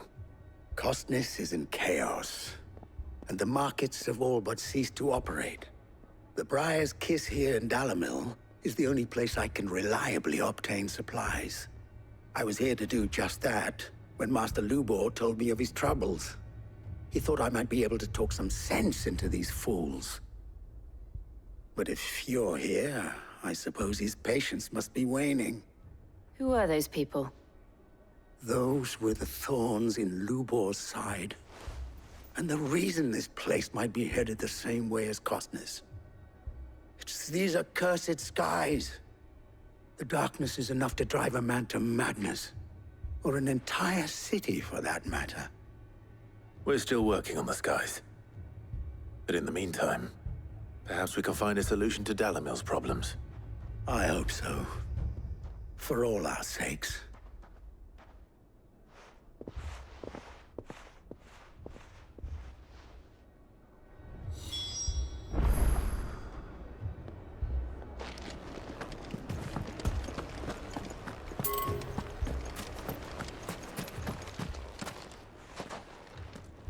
So, you see my predicament?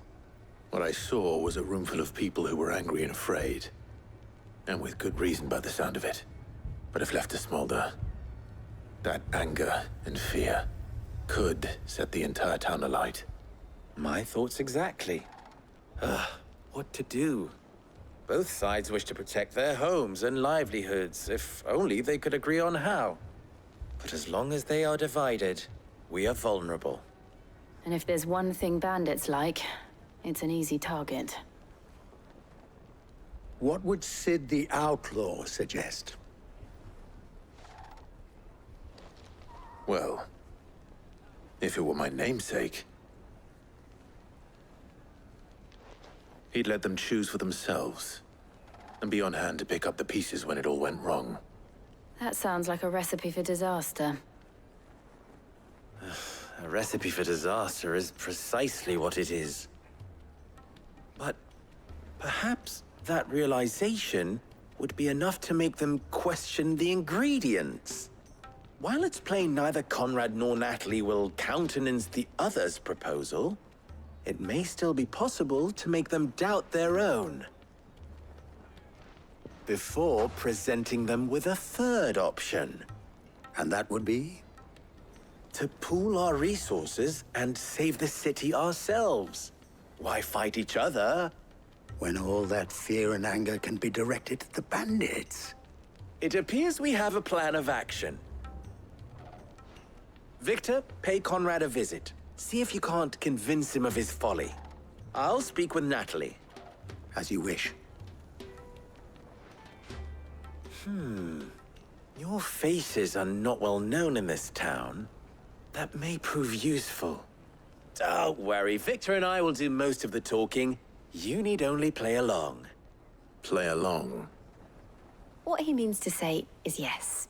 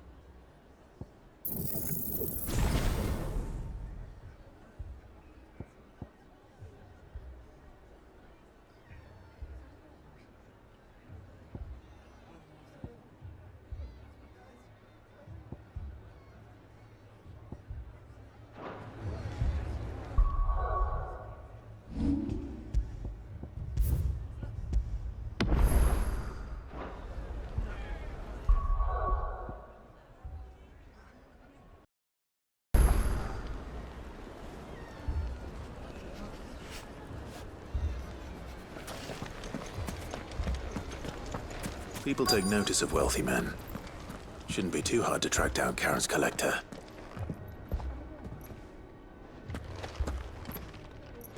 Haven't we had enough fighting? I know. Welcome. I bloody well have. If you're hoping for a bed, I'm afraid you'll have to look elsewhere. One of our wealthier patrons has purchased the music. My reputation will be ruined! Ruined! Calm yourself, Lord Ignac, I beg of you, before you do yourself a mischief. Pardon the intrusion, but... Out! Get out! I paid for these rooms so I wouldn't be disturbed. Leave me be! Please, allow me to apologize. His lordship is going through a difficult time, and he's never been fond of guests arriving unannounced. Radim! Get rid of the filthy oaf this instant! Very good, Lord Ignac. Would you mind stepping outside for a moment?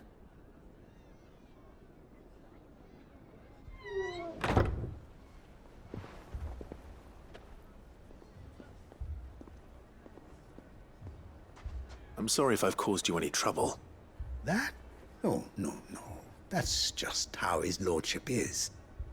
Though the morning's events have left him somewhat fractious.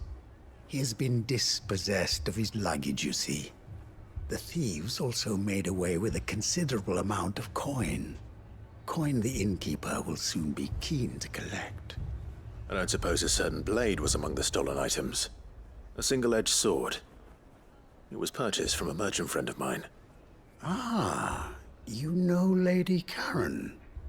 Yes, I'm afraid it was. Then I'll retrieve Lord Ignac's luggage. But I have one condition. You have but to state it. You are welcome to anything that is within my power to grant. I want an audience with Lord Ignac. A few minutes should be enough. Then I'll be on my way. A condition I would be a fool to refuse. Of course, you shall have your audience. I don't suppose you saw where the thieves went? I did not, no. Though some discreet inquiries made on his lordship's behalf mean that I know where you might find them. The bandit's bed. Every ill-gotten coin in Dalamil is said to pass through that disreputable corner of the Valcroy. And that's where I'm heading. I shall speak to Lord Ignac in your absence, and arrange for an audience upon your triumphant return. That will be very kind of you.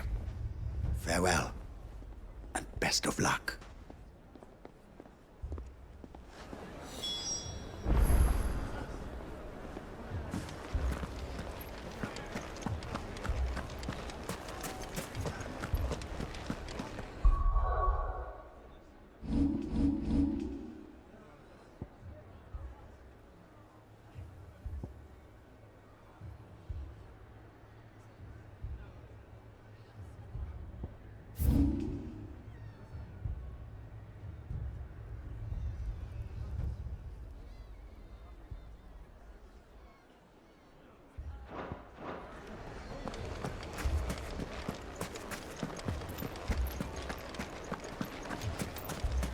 Picture it, Conrad.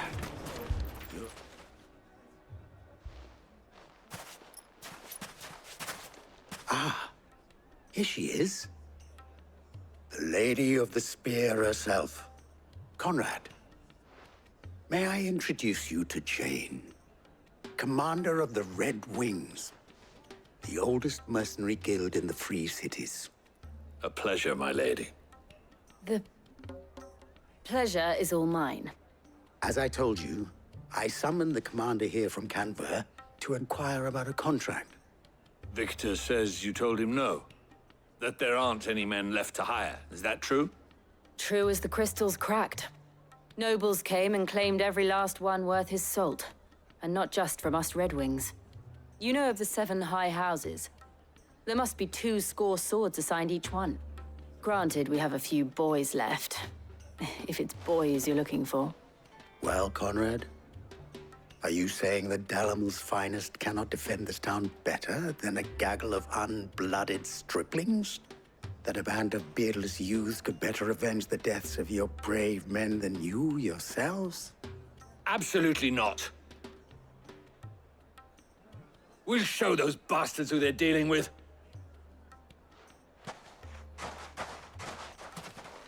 I can't believe that actually worked. Conrad's not what you called the brightest candle in the crypt. And there's a reason why I had you do the talking and not Sid. Well played, my lady.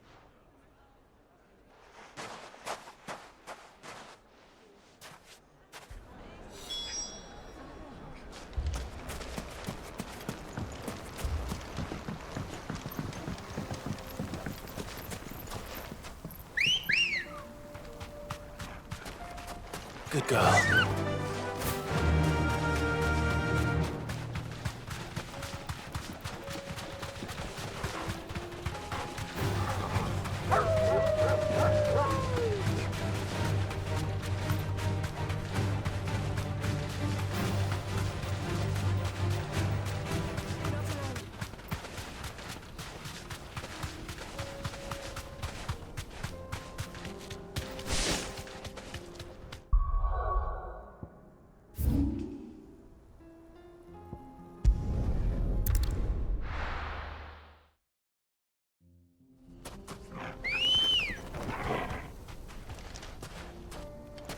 Let's go.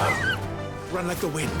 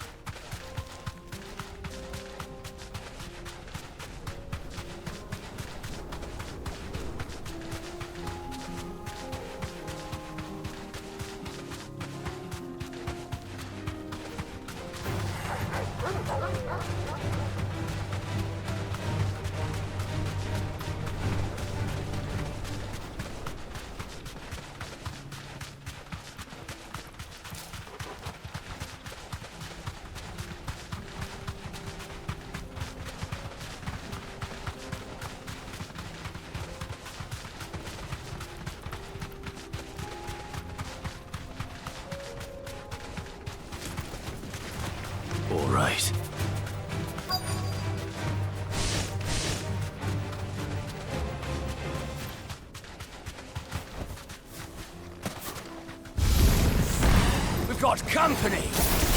Come on, lads, let's tear the bastard's head off!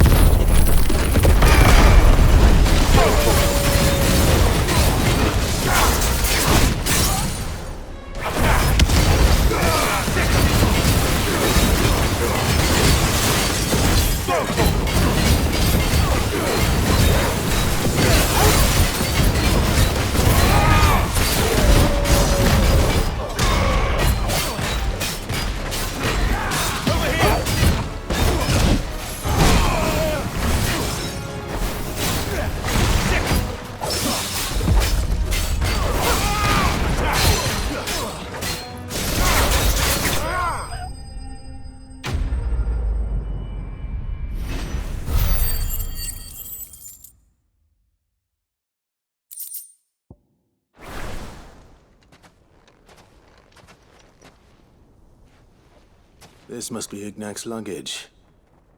Nothing seems to be damaged. All right. Let's get it back to Dalamil.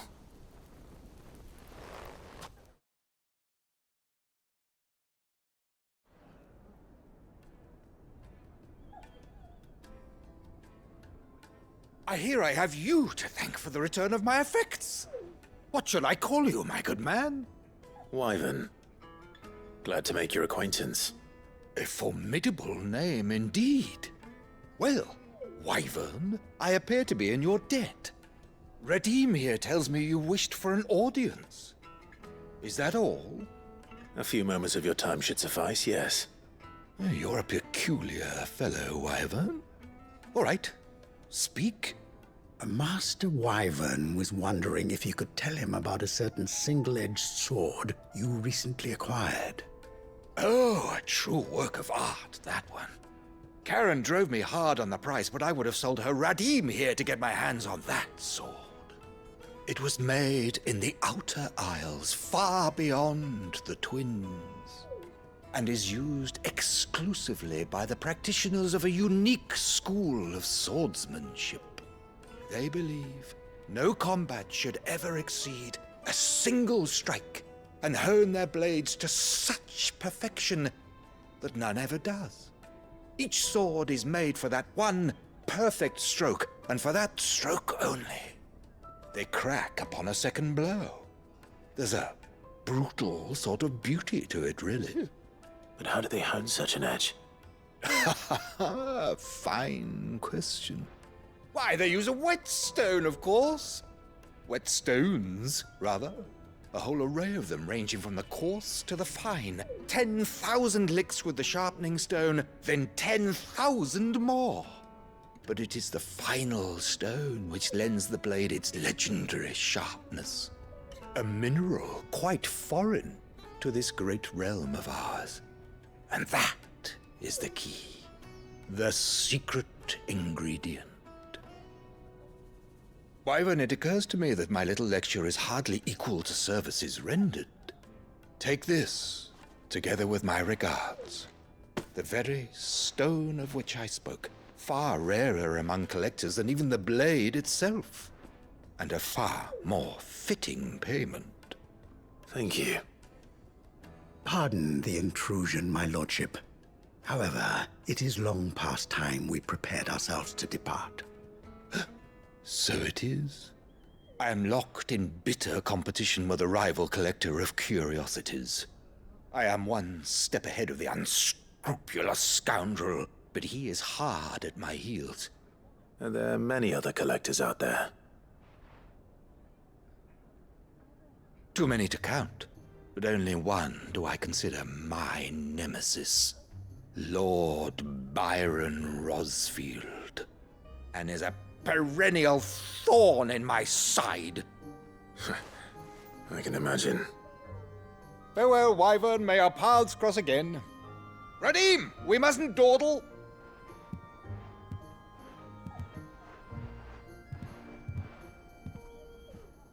I think his lordship is rather taken with you, Master Wyvern.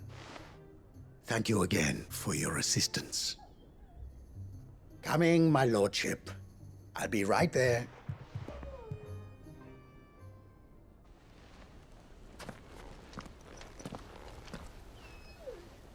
Trust Uncle Byron to find such an interesting rival. Now, let's see what Blackthorn makes of this whetstone, shall we?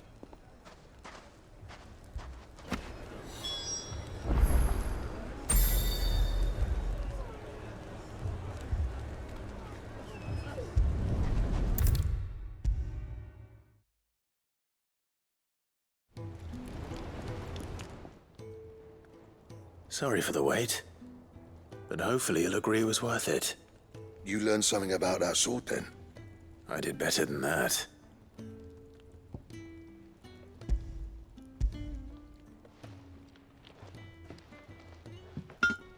A whetstone? Yes, but not one you'll find anywhere in Valisthea.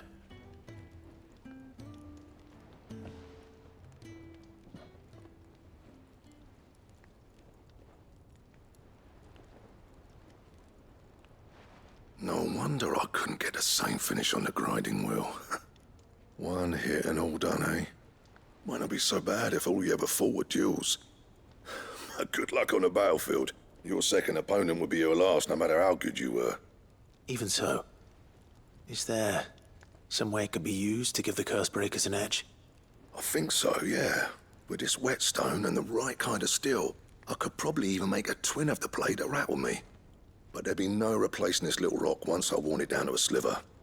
I reckon we get a dozen swords from it, if that. Swords that the Cursebreakers wouldn't know how to wield properly, and that would see them through a single fire piece.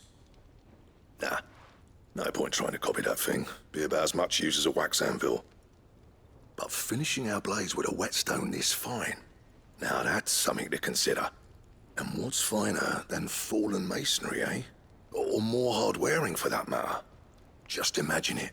Good Valisthean steel with an edge as sharp as any found in the Outer Isles. I won't make a copy, nah. I'll make something much better. I'm sure the Cursebreakers will be delighted.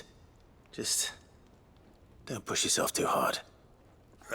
Don't you worry about me, sunshine. I've been working day and night since I was half your age, and I'll still be here when you're long gone. Hey, thanks, Clive. I mean it. I owe you one, August too. It's good to know someone's looking out for me. He'll be happy to hear you said that. And I'll see that my debt to you's paid. First new blade I make's got your name on it. You come and find me when you've got the materials. All right. I will.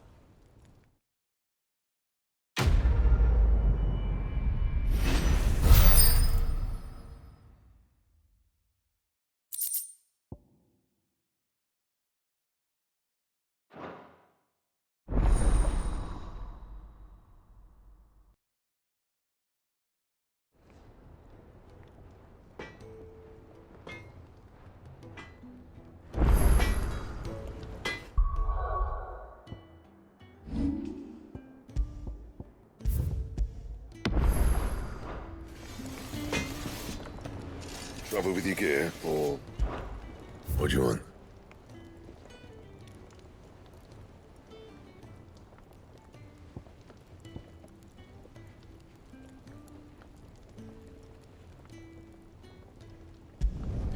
Should last you a good while.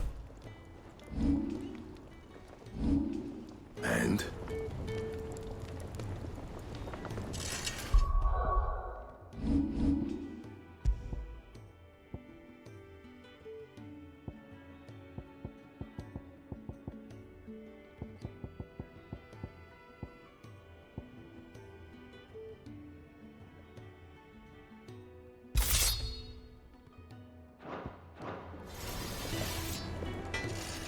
What do I owe the honor? So, will it be? That it? Fine.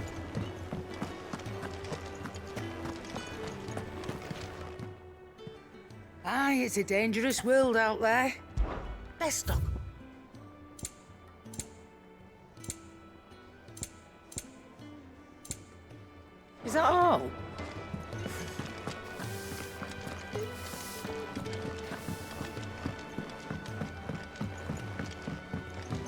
Will we ever see the sun again? I don't want to see any more of our friends hurt.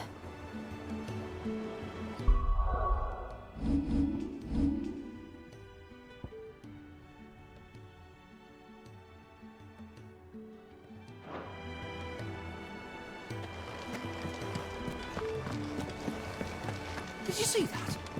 Tell me you saw that.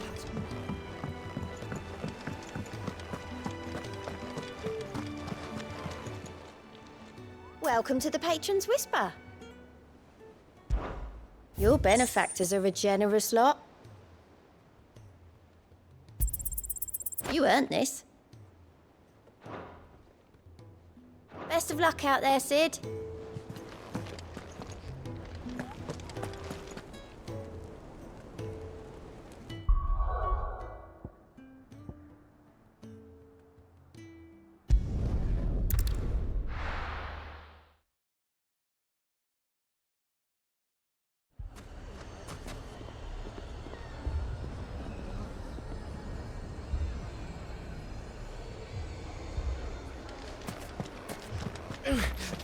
Fucking thieving bastards.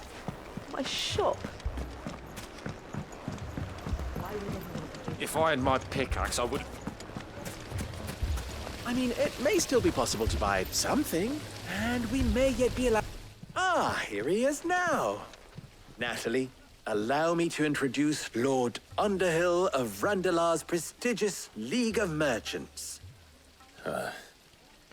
Lord Underhill. At your service. Underhill? I was just telling the good lady of our conversation, my lord, and how you were lamenting the state of the capital's stores. Lubor says that not only are the granaries almost empty, but that war and the Blight mean this season's harvest won't be enough to fill them for winter. Indeed, certainly that is the case. The nobles in the capital are buying up the city's stocks of barley and wine, driving the prices higher than most commoners can afford. It is only a matter of time before the peasants revolt. It is worse than I thought. If what Lord Underhill says is true, I fear we have little hope of supplementing our stores, meager though they regrettably are. And while I applaud your endeavors to dissuade our more bellicose citizens from seeking vengeance, I sense Conrad is not wrong in his assessment of the bandits' likely return. Which means that now, more than ever, we will need to secure what little we still have. Food, weapons, herbs, everything. If our humble town is to endure not only this hardship, but those that are certain to follow, we must stand united. All right. If it will help to protect my home, I'll do it. But you needn't have gone through this charade.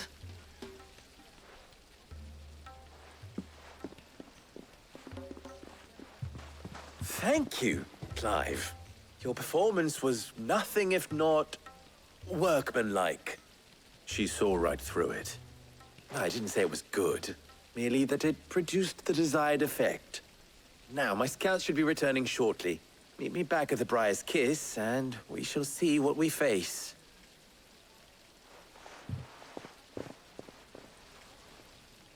I'm not convinced our roles in this ruse were entirely necessary. I don't know. It appears I Conrad seemed quite taken with you. little I can to defend what little we have. Mummy, I'm scared. Oh, I'm ruined. Good news, Sid. Both Conrad and Natalie have somewhat gracefully accepted their new roles. With time, they may even learn to... Time no longer appears to be the luxury it was before lunch. I take it your scouts found the bandits. Technically, it would be the bandits who found my scouts. It appears they march for Dalamil as we speak. All of them. You're not serious. They don't just want food, they want the whole damn town.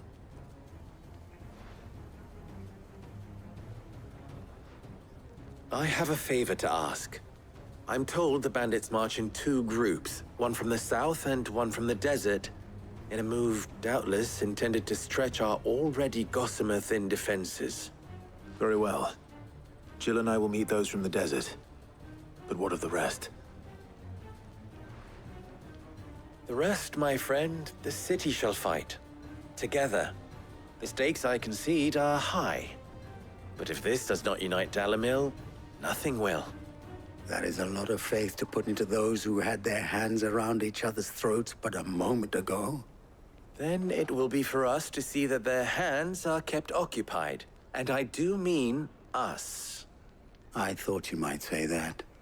We'll hold them off for as long as we can. And we will do the same.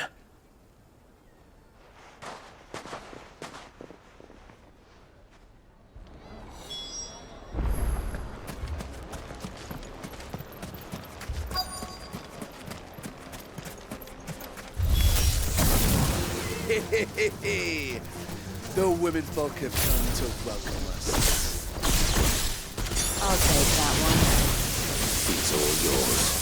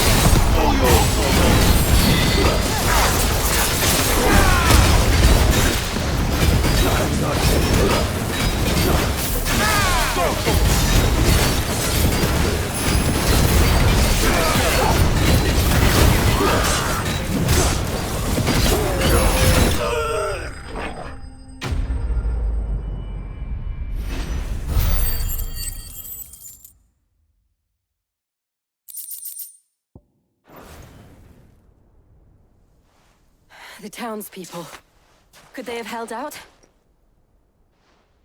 I don't hear any fighting. What do you think? That we should hurry.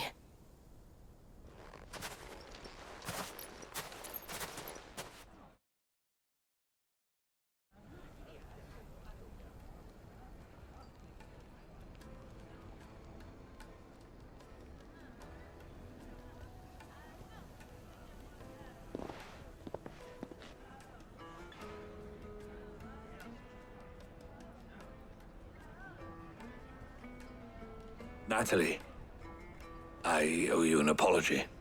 You did well out there. The inn would have been lost had you not held the line. Without you, there would have been no line to hold. You saved us, Conrad. You saved Dalamil. We all saved Dalamil.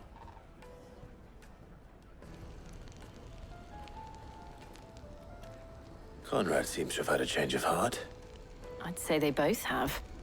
I take it from your presence that our visitors from the desert won't be joining us either. pity. The plan worked, Sid. Granted, it only took an army of bloodthirsty bandits at our gate. Come now, Victor. Why quibble over the details? We are united, and that is all that matters. As for you, Sid, you fight considerably better than you act. I'll take that as a compliment.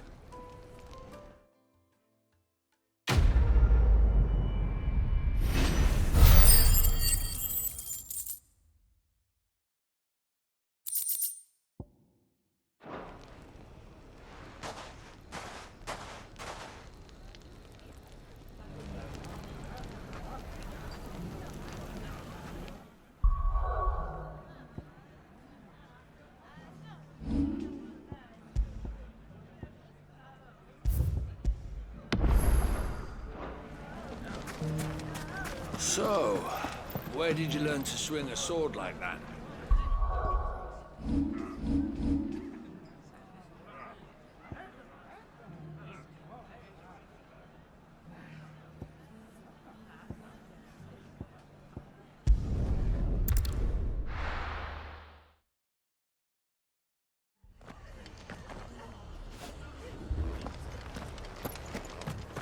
This man's gonna die if we don't get him to a healer. All our beds are taken. Martha, it's good to see you. And you, Clive. Jill? Otto said you'd been attacked by a Kashik. What exactly happened here? Those skies are what happened. Not long after they fell dark, we had our first visit. There were hundreds of them. Tried to storm the hill. Only a handful made it up here, but that was more than enough. The rest are still down there now. And while we have a few willing fighters holding them back, they're sorely outnumbered. What do you think, Clive? That we join the fight? I thought you'd never offer. Now, where I need you is the Fallen Gate. That's where the fighting is fiercest. Let the men know you come to help. Something tells me they'll be pleased to see you. We're on our way.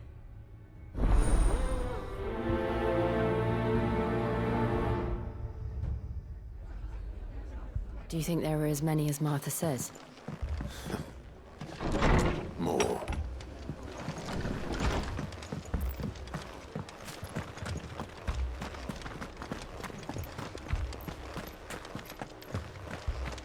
You don't think they've abandoned us, do you?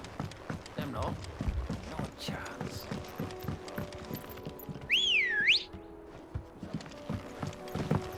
Come on. Faster!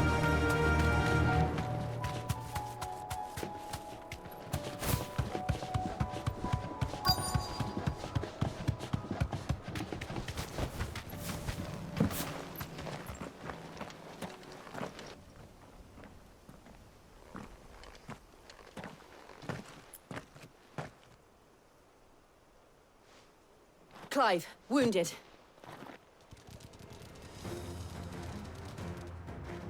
We deal with the Akashic first.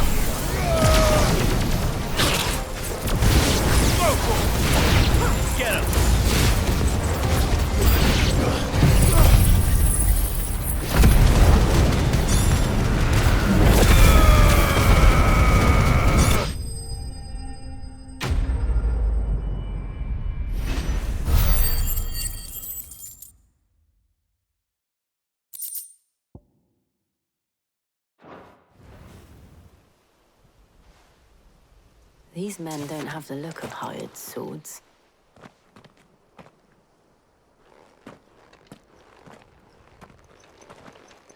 If you've come to rob this place, You are mistaken, my Lord Rosfield. We're here by Madame Martha's leave. how do you know my name? Forgive me, my lord. There wasn't time for introductions. We're with the Guardians of the Flame. Wade's men? But how did you come to be here? Where is your commander? Sir Wade left earlier with a scouting party to find out where the Akashic were coming from. Did he? Take your wounded back to the inn. Martha will see you're looked after. We'll join you anon.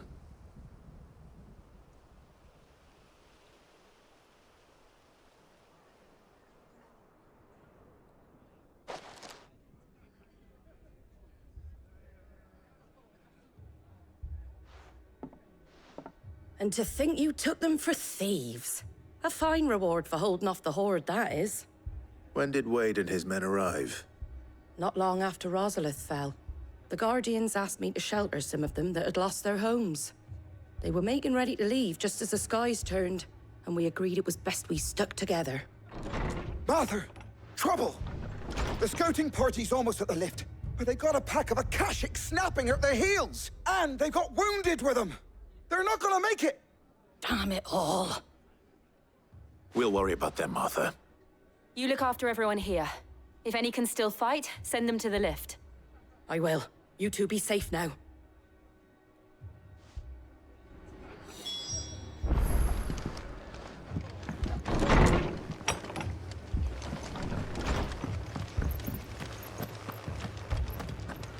Moi. Mad dogs. A lot of them.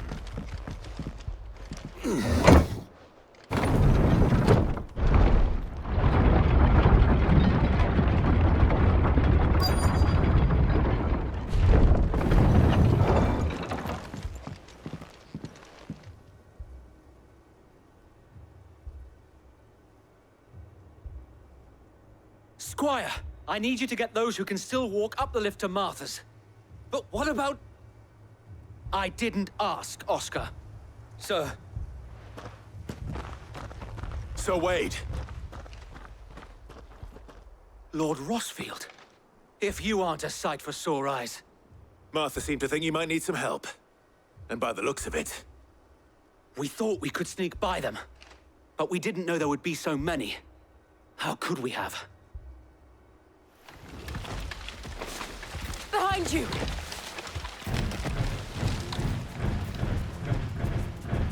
Damn it! We need to get the injured to safety. Do you think we can hold them off? We can certainly try. Are you with us, Sir Wade? Always. Then let's do our duty.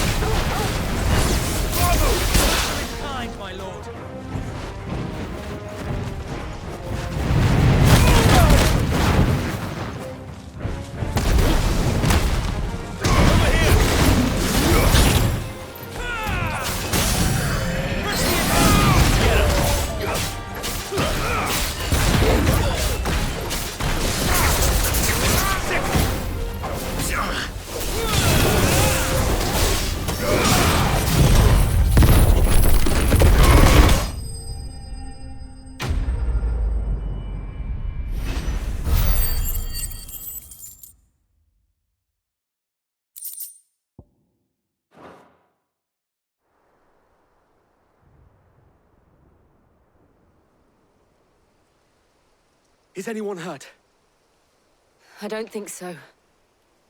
And yet again, you've pulled me from the flames. It's just a pity I keep walking into them. You've never been one to shy away from danger, Sir Wade. Like any shield worthy of the name. I see you're all in one piece. Martha! Is something wrong? The lookout saw smoke coming from down Eastpool way. Too thick to be a hearth. A second horde. Feel like finishing the job? Always. Jill and I will make for Eastpool. You'll need to move the injured without us. Don't you worry about them. The moment my men are safe, I'll follow. Good luck.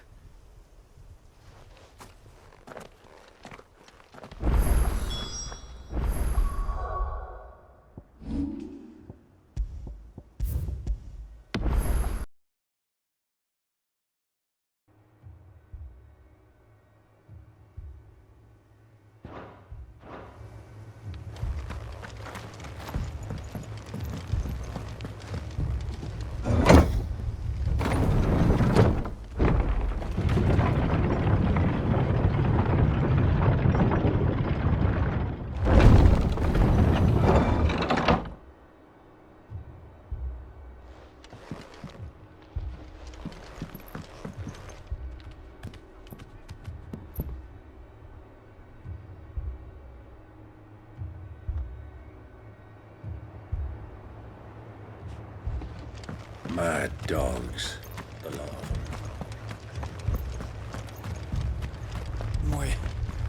My brothers. How do?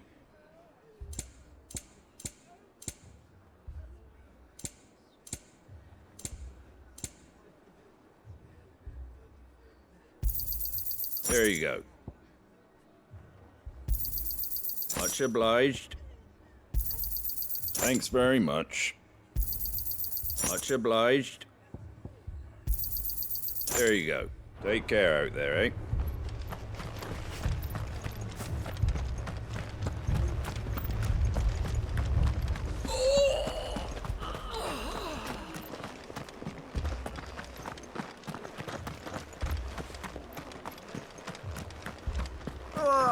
Just patch me up as quick as you can and get me back out there.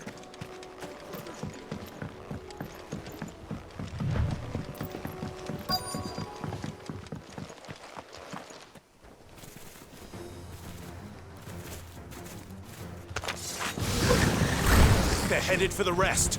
We have to slow them down. Martha and the others won't be ready.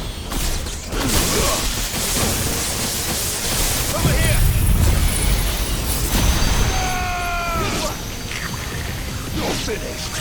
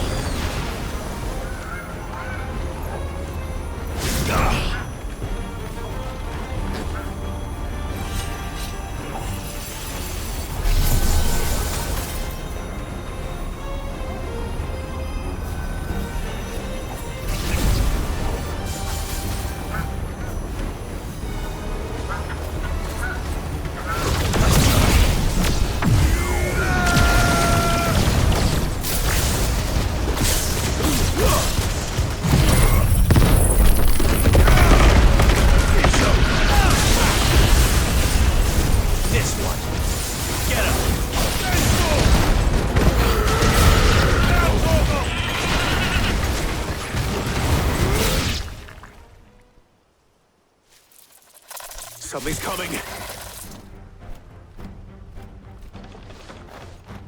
Apologies, my lord.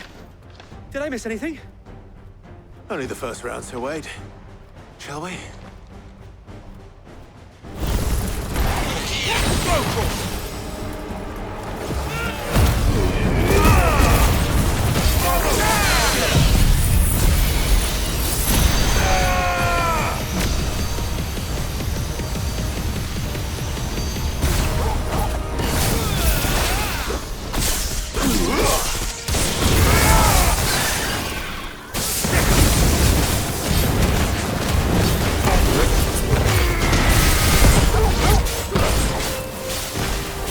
This one.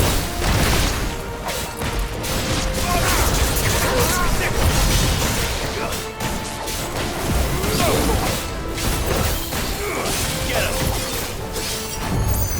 This one.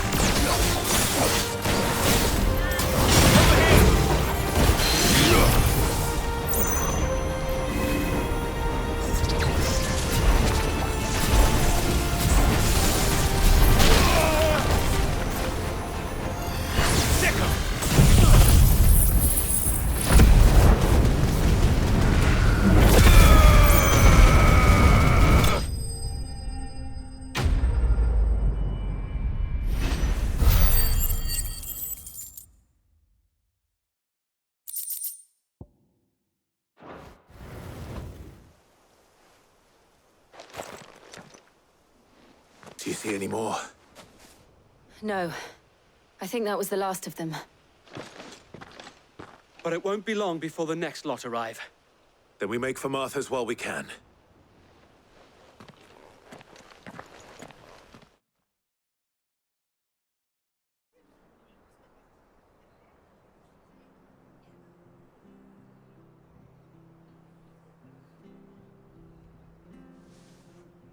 What did you find out there? The same as Sir Wade. Scores of Akashic. Well, wherever they came from, they're gone now. Our lookouts say the lowlands are clear. Hopefully we'll have enough time to lick our wounds. How many of your men were injured? A damn sight less than if you hadn't turned up. Thank you. It was a hard-fought victory. But as long as the skies remain dark, I fear the Akashic's numbers are only going to rise. It's not a matter of if the Horde will be back, but when. And whether that's sooner or later, we'll need to be ready. The inn here affords a good view of the land, and is easily defendable. I'd like to make this one of our outposts. What do you say, Martha?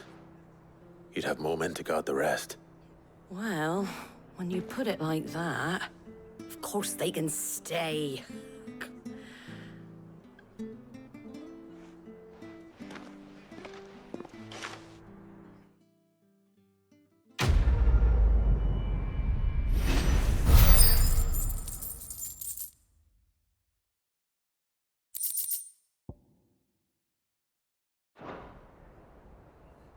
My lord, there's someone I'd like you to meet. Oscar, over here.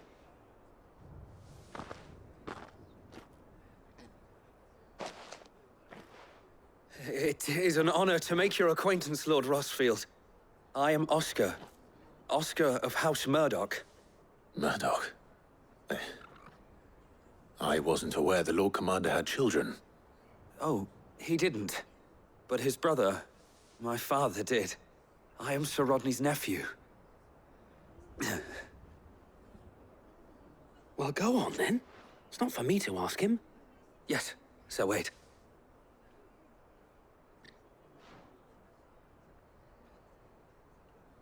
If it please you, my Lord Marquis, might you take me as your squire? I would learn the duties of a shield from the finest.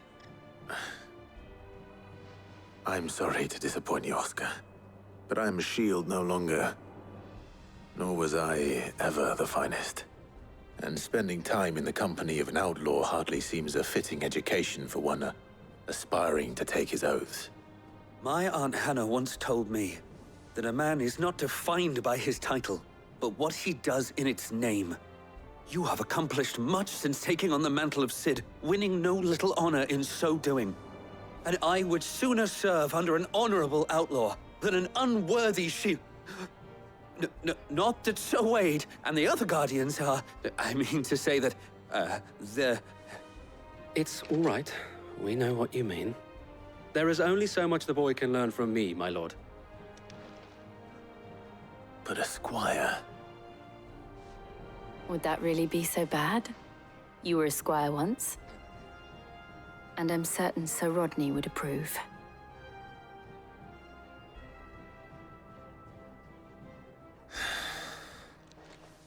Know that I'll show you as much leniency as your uncle showed me. I would not have it any other way.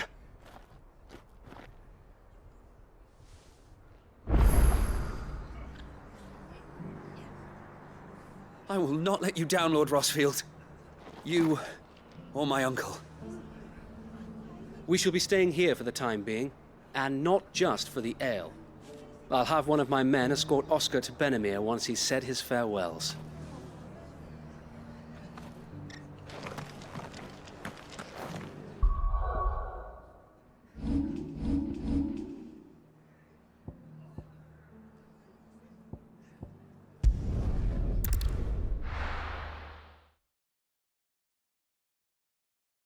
First we find Isabel. Heard a bloke saying he saw ghosts on the far side of the wall. I saw it with my own eyes. The whole of Oriflamme under a flood. Then we're next. If there are ghosts in the Royal Meadows, then why isn't the garrison dealing with them?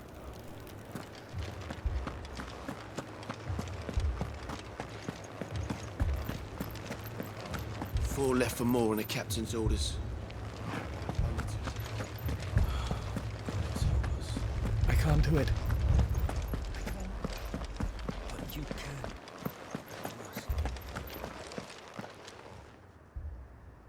My lord. My lady. We received the dame's message. There have been sightings of strange creatures, I understand. With the blue eyes. Yes. Like a Kashik, but different. They've taken so many. I've lost count.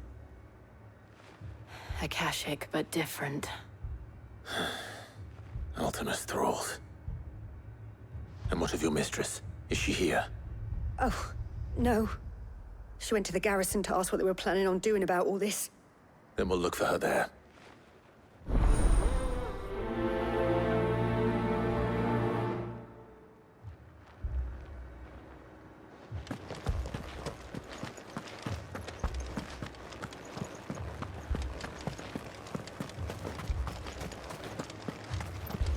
We could leave.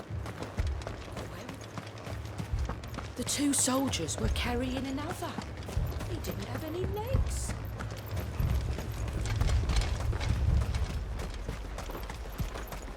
Madame, please! Half the garrison's been slaughtered by those things. We lost the captain this very morning. We've tried requesting reinforcements, but there's been no word from the capital or the Dominion in days. What more would you have us do? I would have you do your duty. Those at the Vale look to me for protection. And protect them I shall. Because they are my charges, and that is my duty. In case you have forgotten, the people of this town are your charges. But more than that, they are your people. Your sisters, your brothers, your lovers. So you have a choice. Lay down your sword and watch as they are slaughtered, or take it up and do what is right. She speaks the truth, you know. This here, it's all we have. It's all that's left. What we have left is our lives. Do you really want us to lose them as well? Not if we don't have to. Look, there's a cask under the captain's bunk. Let's talk about this over a drink, eh?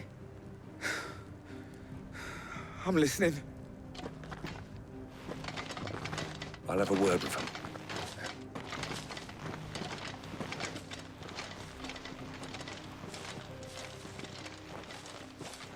Ah, Clive.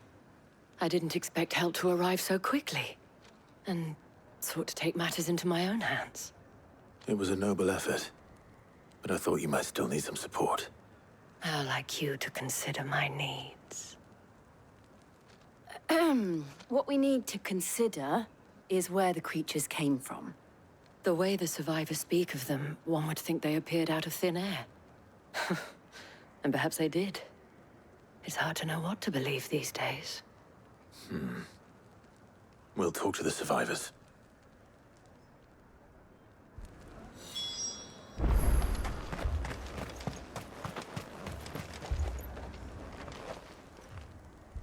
You're a pikeman, yes? What happened? I've got family in Moor. I heard the flood was spreading, so I went to see if they were all right. And a pack of them glowing things found me in the meadow. I ran for my life. I never did get to the village. Leave that to us. My family. They're still in the capital. It's all right. I'm sorry, darling. You are. Truly. Did you see the creatures that attacked you? Creatures? Yeah, They came out of nowhere.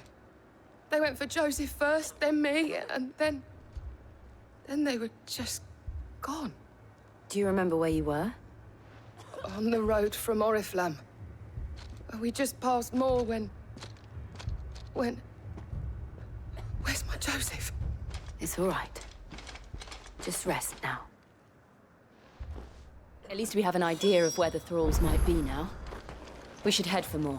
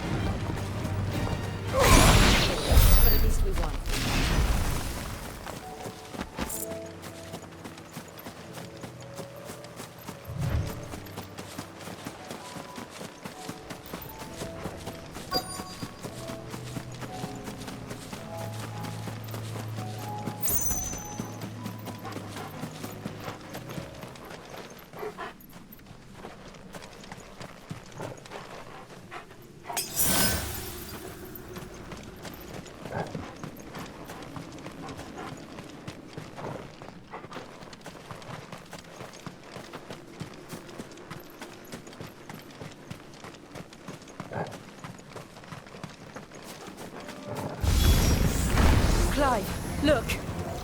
I see them. With me!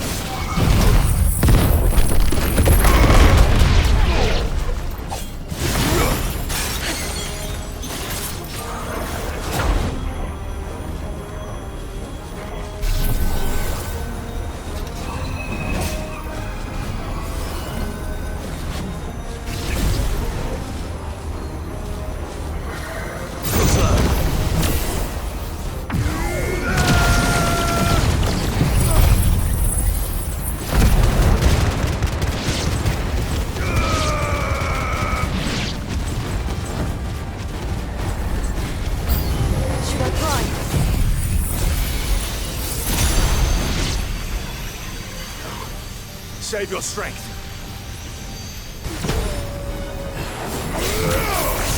Get him.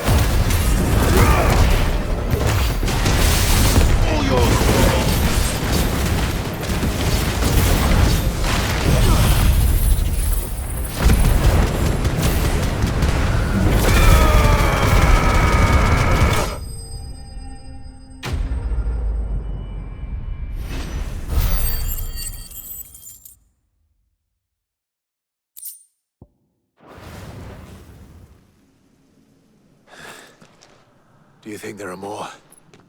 There are always more. But I'd say we've done what we can for the time being. Then we should let Isabel know.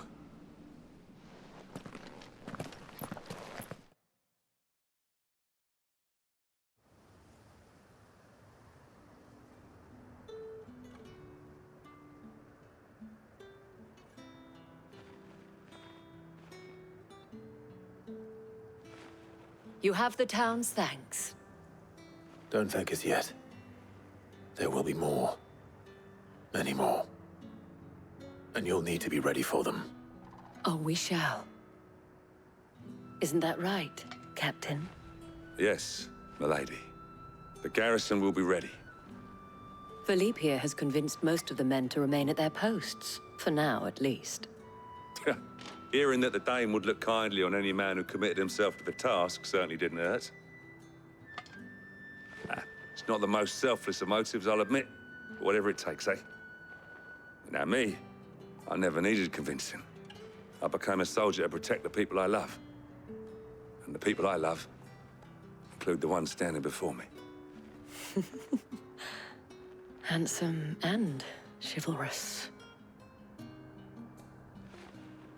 Now, if you don't mind, I have sentries to post. Milady.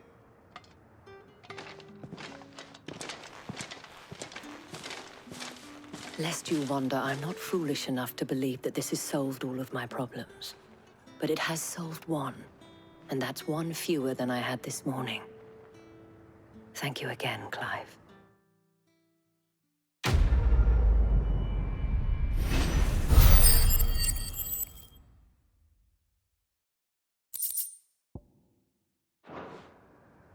Our friends seem to have things under control. For now, at least. Let's go and put Otto's mind at rest.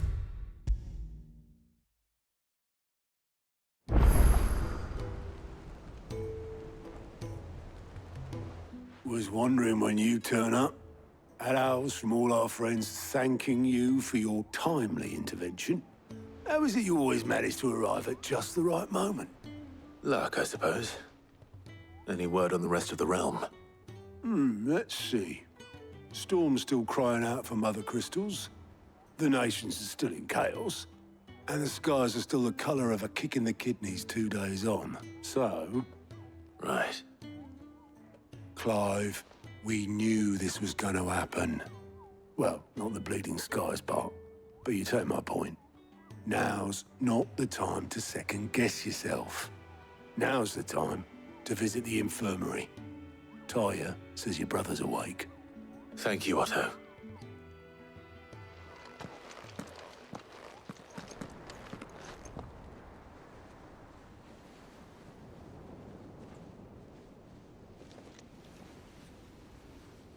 So it was not Sylvester, but Olivier who served as Ultima's puppet. And when Dion learned of this, he sought to slay the fiend.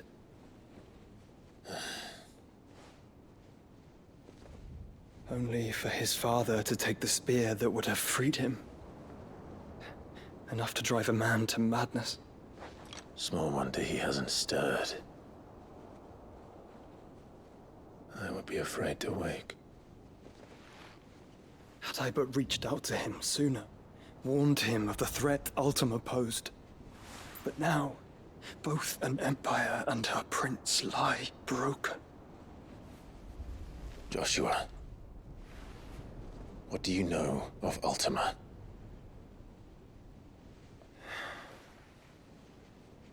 Very little, I'm afraid. Despite my best efforts.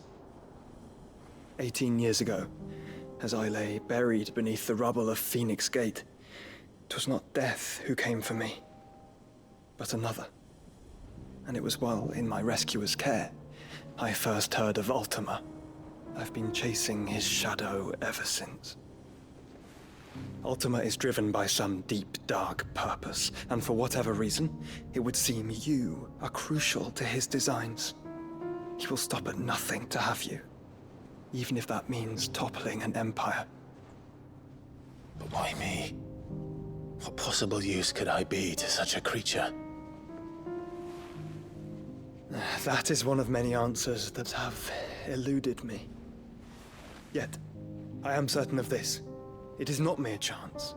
You were chosen for a reason.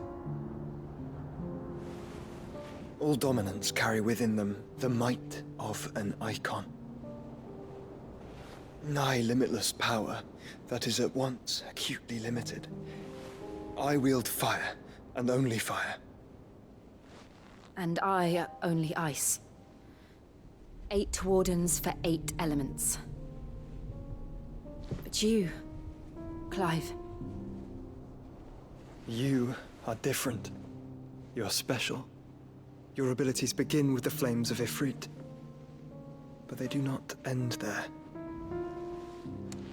The fact Ifrit can even exist goes against everything we thought we knew of dominance. Perhaps Ultima has been waiting for one such as you, whose potential is truly limitless. I've encountered that thing several times now. If it or he, as you say, needs me, why hasn't he claimed me as he did the boy? Were I to hazard a guess, I'd say the two of you are somehow incompatible. His mind not properly attuned to your body. His mind? Mind, awareness, spirit, call it what you wish. But I believe Ultima to be an embodiment of the concept. This is why I struggle and fail to contain him here inside me. I'm sorry. Inside you? With every setting sun, I feel my strength wane. And though the Phoenix's flames mend the prison I have made for Ultima, they do so at a cost. We must find a means to bring an end to him before I meet my own. What were you thinking? It was that or let him take Clive. And I've always had a soft spot for my brother. But that doesn't mean you should sacrifice yourself to save me.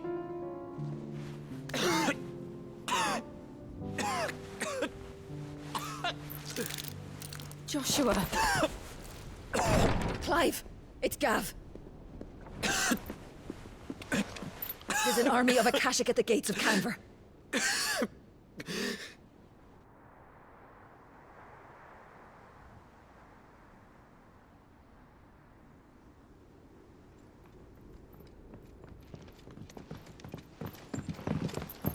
Well, what's the short of it? It's all Tyre told you.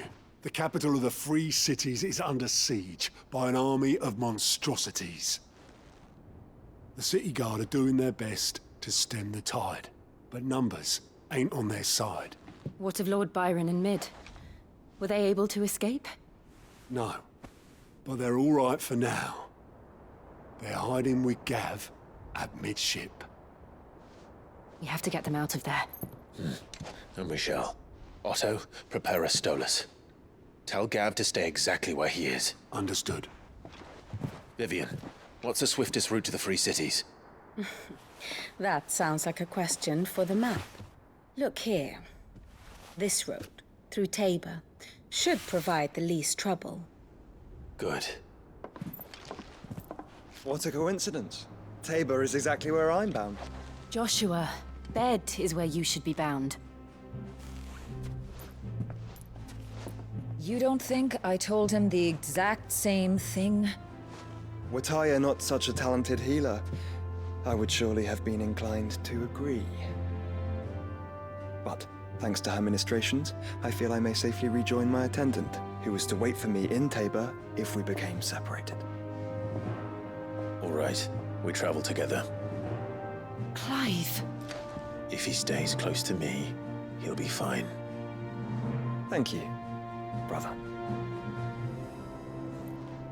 I'll look after him.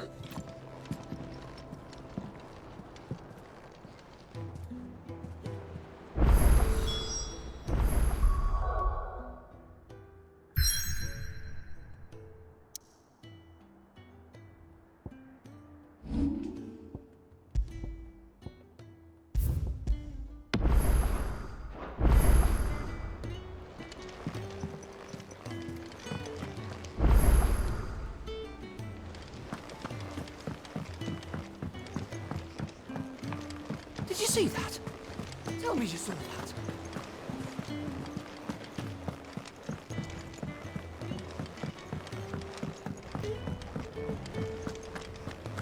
It seems the hideaway's lost blasted its book. appetite. Here, you put me in this situation, Clive. You can bloody well get me out of it. I need a hand with a recipe. Are you sure it's me you're looking for? I'm not much of a cook. I'm all the cook will be needing, thank you very much. What I want from you is a little of your time, right? Oh, and perhaps your sword. You remember Ivan's stew, right? Well, despite the look of the thing, and that awful stench, people wolf it down. So I thought I'd try making one of these supposed masterpieces myself. Had a peek at the book and gave it a go, but, well... It wasn't as straightforward as you'd hoped. Ivan had the same problem. Yeah, but this is my blimmin' kitchen, and I will not be outdone. So if you don't want to be seen as playing favourites, I suggest you lend me a hand. I've never been one to play favourites, Molly. And I would be only too happy to lend you a hand. So, what's on the menu this time? A fried mortress of skyworm. That's one heck of a name, innit? Recipe seemed easy enough to an old hand like myself. Thought I'd followed it to a T. Only, turns out skyworm livers and drake's mint are not what I thought they were. At least I hope they're not, given the rancid mess they made. Ivan said the recipes in the culinary pilgrimage date back centuries. Who's to say the ingredients even exist anymore? Wow. That's a question for a scholar, wouldn't you say? Perhaps you know of one? Kindly old fella who haunts the shelves, maybe? Fine. I'll go and speak to Harpocrates.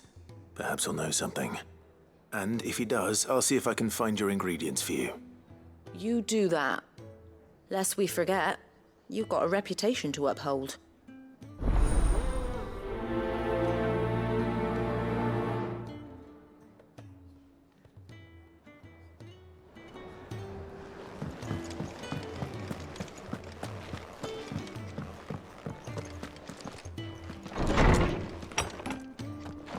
Is a storm coming, Sid? Will there be fun? Sid, perhaps you can help me solve a mystery. I can certainly try.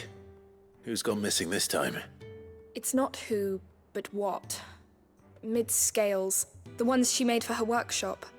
I borrowed them to teach the little ones about weight, and shortly after the lesson, well, they vanished. My first thought was that they'd taken them off somewhere to play, but when I asked, they swore they had nothing to do with their having disappeared. Which almost certainly means they had everything to do with it. Perhaps a visit from Sid will jog their memories. I think it just might. Thank you. I don't like to imagine that my pupils would lie to me. But if they have, I'll have no choice but to discipline them accordingly. They were in the atrium when I last saw them, as always.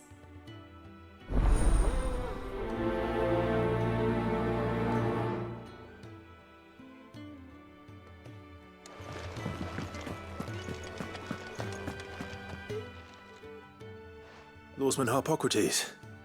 I've come to pick your brain if you don't mind. It's about the book you lent Ivan. Ah, Valisthea, A Culinary Pilgrimage, a classic. One of my favorites, in fact. The young man did a wonderful job with the Chance's stew. I do hope we shall be able to sample more such marvels in due course. That's actually why I'm here. I don't suppose you know where I might find skyworm livers and drake's mint. Ah, so the fabled Sandbrequois delicacy is next on the menu. Delightful. The descriptions of fried mortress never fail to make my mouth water. Now, skyworm is a somewhat antiquated name for the wyvern, their ground livers being the paste from which the mortress is made. Dragon livers. How very Sandbrequois. One would have thought the disciples of Bahamut would have a touch more reverence for their icon's brethren, but apparently not. I believe the specific dragon the recipe demands is the blueback wyvern, said to be the very color of the sea beside which it resides. So we know where to look for our liver. But what about the drake's mint? Saint's bonnet in contemporary parlance, a herb which grows along the North Reach coast. I gather that one can locate the cheerful yellow flowers by their heady scent alone, so I'm sure you'll have no trouble finding them. I may add that people once believed game was best served with the flora that sustained it in life, in which regard fried mortress of skyworm is undoubtedly a typical dish of the time. Meaning that if I find one, I find the other. To Northreach, then. Best of luck, Clive. And do save me a bite once the dish is complete.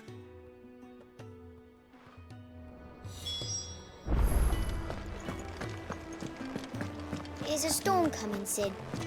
Will there be thunder?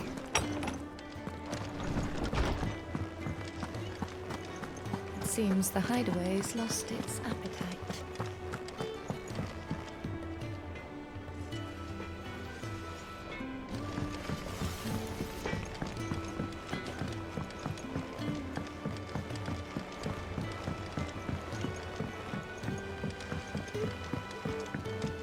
I heard the Emperor was impaled on his own son's spear. We're all gonna die! You hear me? The Akashic are coming and they won't stop until they... What do you reckon we should do? I say we should just tell Miss Shirley. It's all striped. I'm telling you, I can...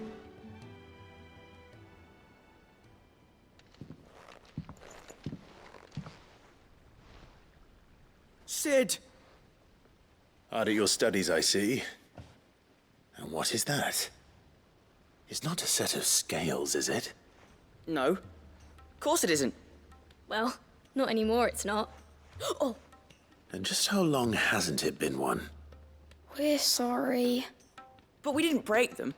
We dismembered them. Just like Miss Mididol showed us. Miss Mididol? And why would she have you dismembering her creations? Because that's the only way to become a ninja-neer. Miss Mididol said, the best way to see how something works is to take it apart and put it back together again. Well then, your work is already half done. Carry on.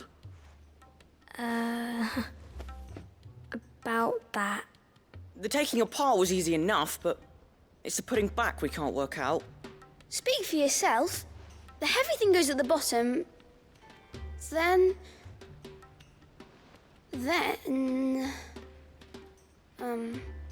You three need to learn to take responsibility for your actions. So let's have a look at these parts with fresh eyes, shall we?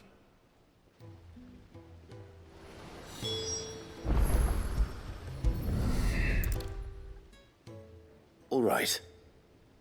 Everything here was once part of Miss Mididol's scales. Every piece has its own role to play, and each is just as important as the others. If even one of them is missing, the scales won't work. So let's think about what those roles might be. You already know one of the pieces. The body. Its role is to support everything else.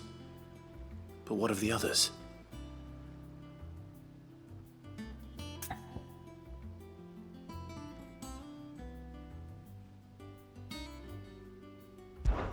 This is called the arm. Why do you suppose that is? It doesn't look much like an arm. You're right. It looks more like a wing. Like a chocobo wing! You've ridden a chocobo before, haven't you, Sid? Will you teach me to ride one day? I'll think about it. Now, what do arms do? Hold things. So wait, maybe this arm holds things too? Good thinking. You're on the right track.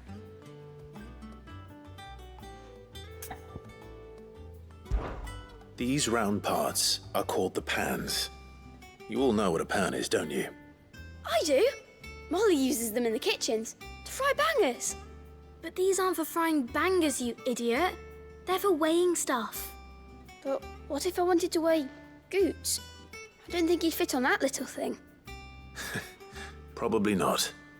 What are the chains for? Holding the pans up? Well spotted. Which means something must hold the chains up in turn.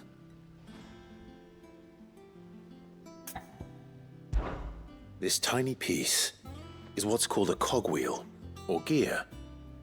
Have you ever seen one before? I have. Miss Mididol's dungeon is full of them. Most are on the floor. She puts them in all her inventions. They spin round and round and round and round and... That's right. They're very useful when you want to make things move. Do you remember if there was anything on the scales that moved? I remember the arm moved when I tried weighing an apple. And then somebody ate it. It's not my fault. You shouldn't have tried weighing it before lunch. We know what part's supposed to move and how it's supposed to move.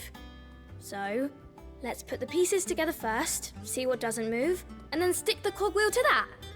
Not a bad idea. You see? It's not so difficult. So, now that we've taken stock of the parts and learned what they do, what do you think? I think we've got it. Then here's what we'll do. You tell me what goes where, and I'll put the scales together. Well, obviously you need to start with the body. All the other pieces fit onto it, don't they? And the arms go on the body, just like real arms. Or wings, if you're a chocobo. And then the arms hold the pans by the chains. Very good. Let's see if that works. There. All finished.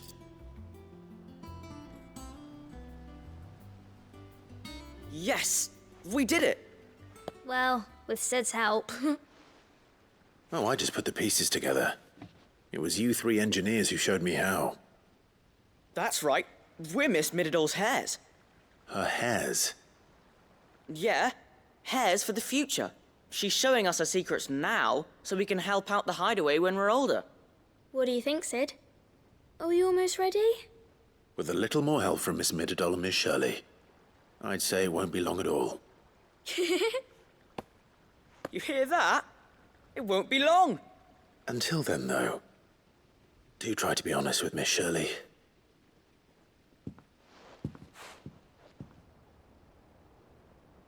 Hey, look! We never used the cogwheel. You don't think Sid forgot about it, do you?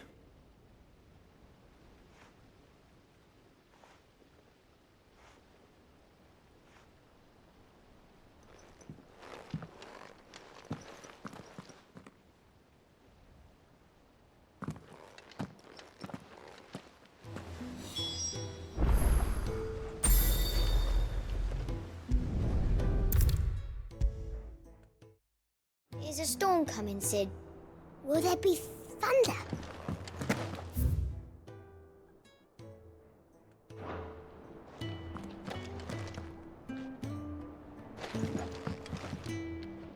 Well, did you solve the mystery? It was as you thought. The children had the scales, or the parts of them at least. They dismantled them to see how they worked. Oh, no, Mid will have my head. Thankfully she won't.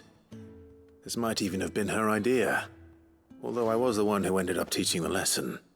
I'm so sorry, Sid. I know how busy you are. I shall see that the children are properly punished. Please, there's no need. Mid seems to have taken the three of them under her wing. She's even calling them her heirs. She'd have them follow in her footsteps. And her father's. I see. Sid, do you know why Mid has been spending so much time at the hideaway of late? She told me it was because her studies have been interrupted by events in Canva. Is that not true?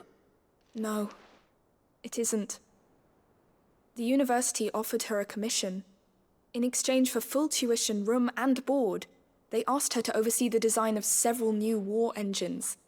To anyone else it would be an opportunity, but to Mid, who lost both her parents to war, it was a bitter pill.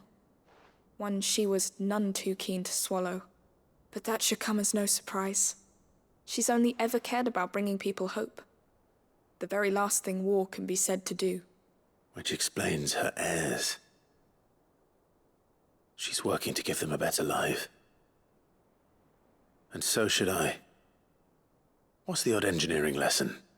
Oh, you've given them far more than that. And I'm sure they're very grateful.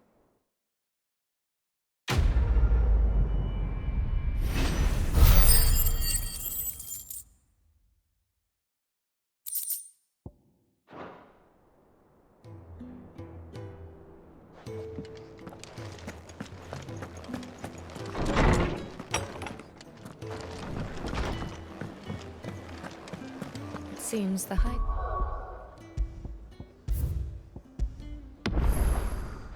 Ways lost its appetite.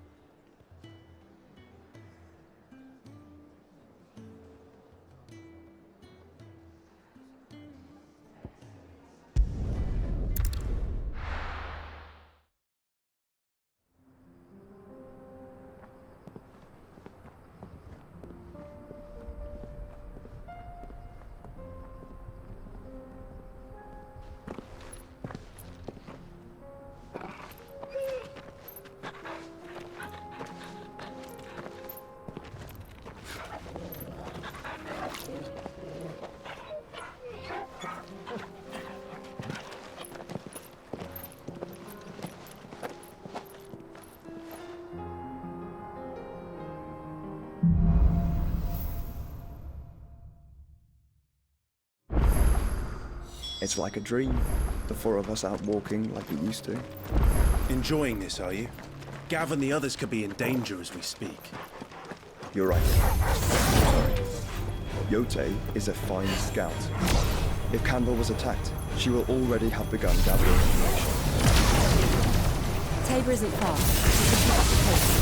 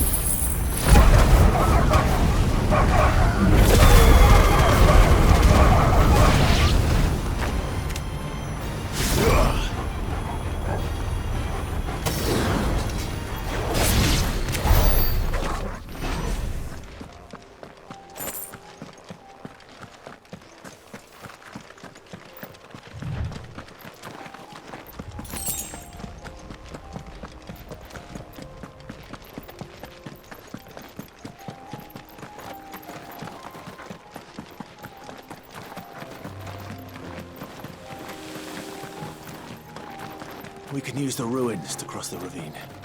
Assuming they will allow it. The Echoes have a will of their own.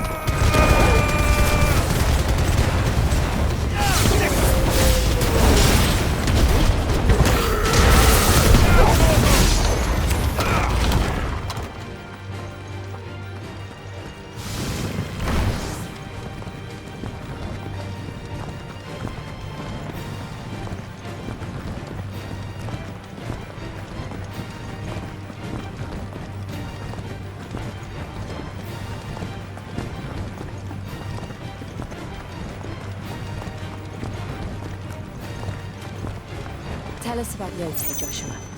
She's strong-willed, loyal, and deadly with a blade. Much like Clive, but with better manners.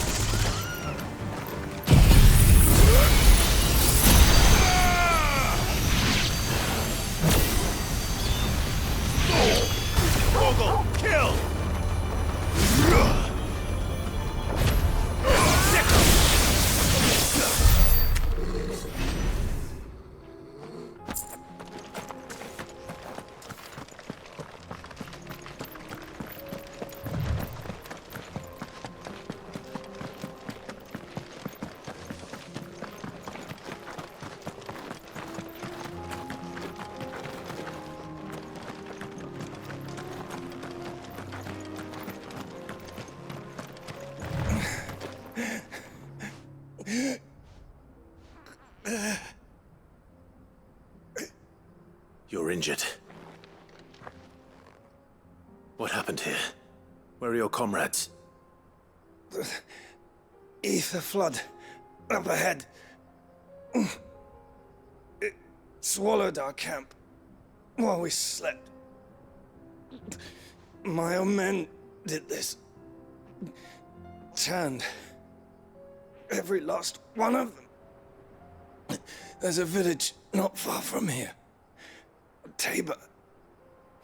The people were kind to us.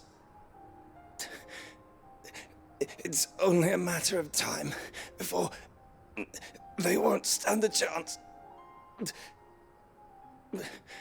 We can't let those monsters reach the...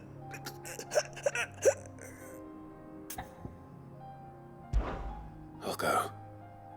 You catch your breath. Thank you. Our encampment is up ahead. Just off the track. They must not reach Tabor. Forgive me, Lord Kuka. Rest well, soldier.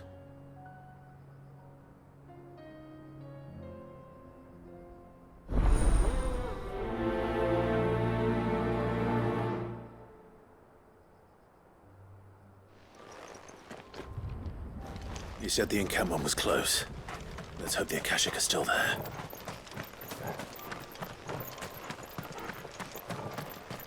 Another ether flood. They're everywhere now. We can't go around it. Then we'll just have to be careful. Good. I got here in time.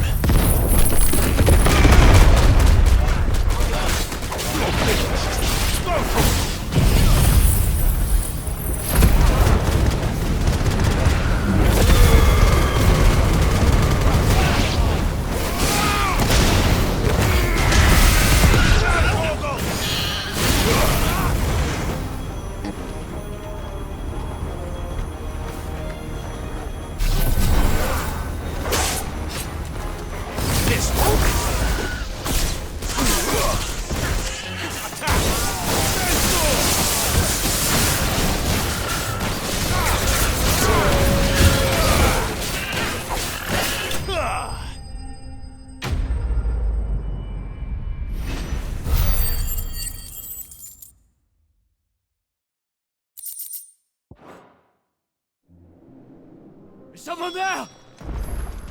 Please, I can't move my leg. That doesn't sound like an Akashic.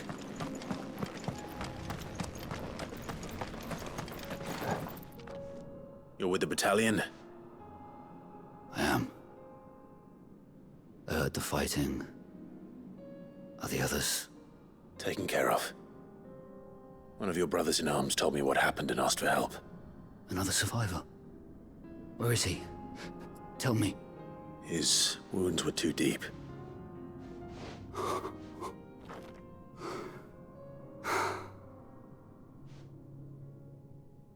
He was right to send you. Those things you slew are no longer my brothers. Tabor is safe, thanks to you. Here, you've earned it.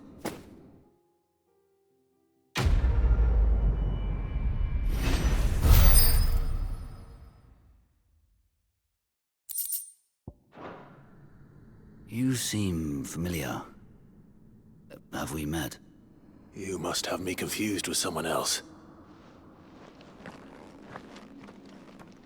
Wait.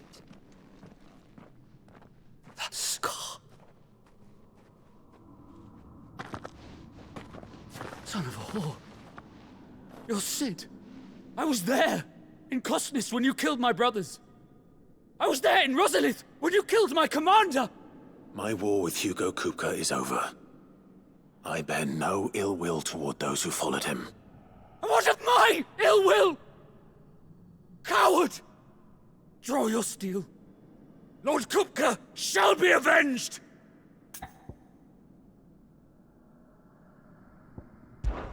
Fine. If you insist. For Titan!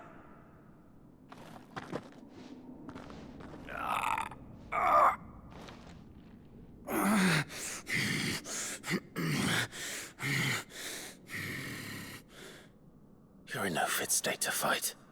And this should be easy for you. Come on. Kill me! For what? The sins of your master.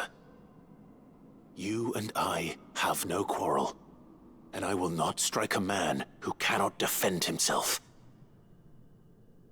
No. I won't be deceived.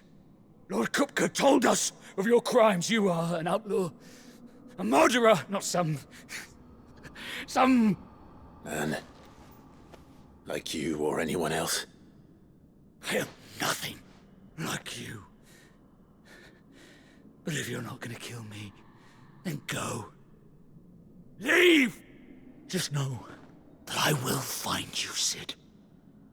Someday.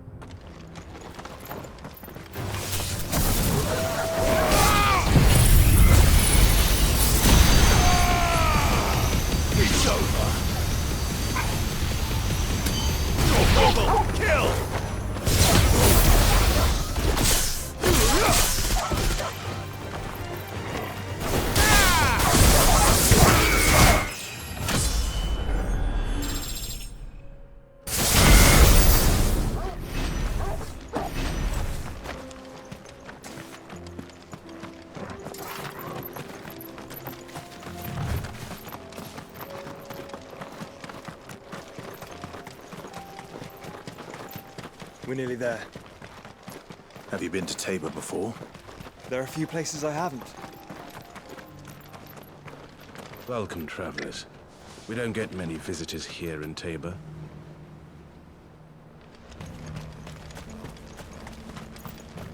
Where now, Joshua? There is a residence just inside the city gates. She awaits us within.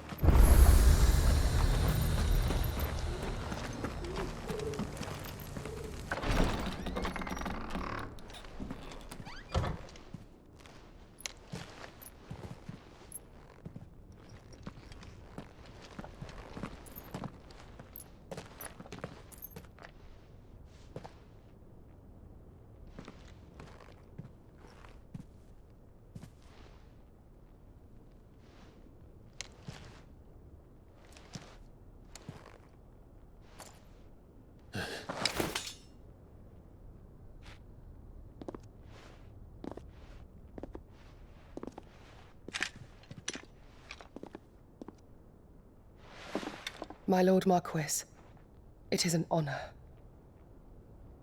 I am Yote, Knight of the Undying, charged with the protection of His Grace Joshua Rosfield, Keeper of the Flame of the Phoenix. Of course. It all makes sense now. Would you care to elaborate? The Undying are loyal servants to the ducal throne. Or more specifically, to its heir. They have served our family for generations, albeit from the shadows. Since their inception, they have been tasked with the preservation and enactment of the rites of ancestral communion. After the events at Phoenix Gate, it was the Undying who delivered me to safety. And since the day I left Rosaria, Yote has been my constant companion and protector. Without her sword, I would not have survived my journey across the realm. Rise, Lady Yote.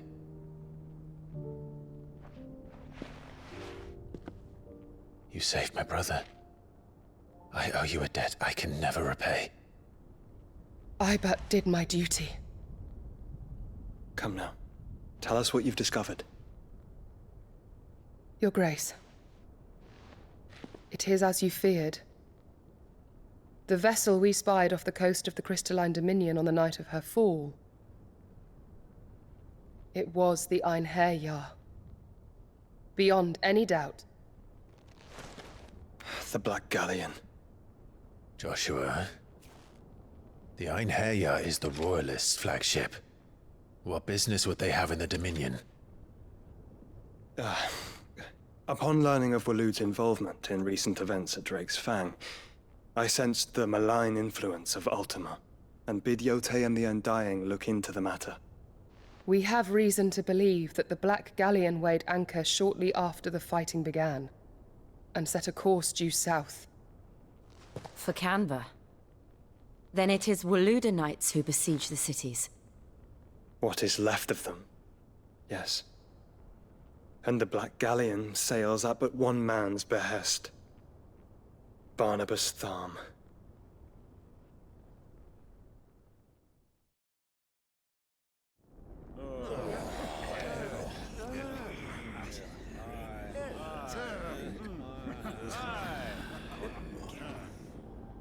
But are we truly safe here in the Agora? The city guard have been paid, if that's what you're implying. All the more reason for them to run. Well, you are free to leave, Lord Minister.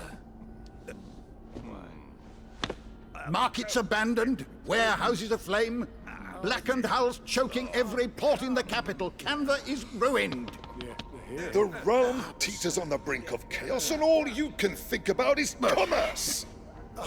Forgive us. We were not aware Dhalmekia now subsisted on charity. Quite. How dare you!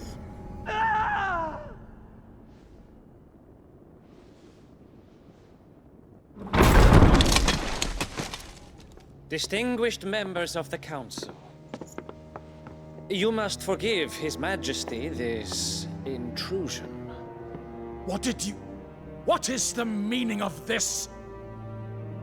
A trifle crowded, but I fear it will have to serve, my liege. Very well. My colleagues, do you not see? The King! He has come to save us from the Akashic!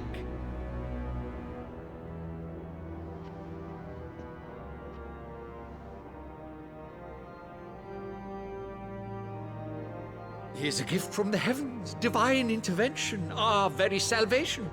And of course, if it is compensation he requires, we would be most willing to negotiate a fair price for services rendered. Fools! Your ignorance unbecomes you. Your Majesty, correct me if I'm wrong, but I would swear that the fiends washing the cobbles of Canva with the blood of her citizens wear the colors of Waloed. Ha! So you do not deny it. Guards, fetter them, and see our guests to the dungeons!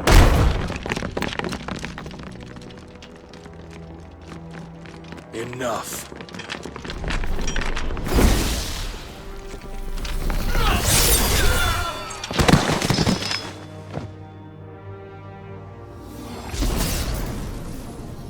Pathetic creatures.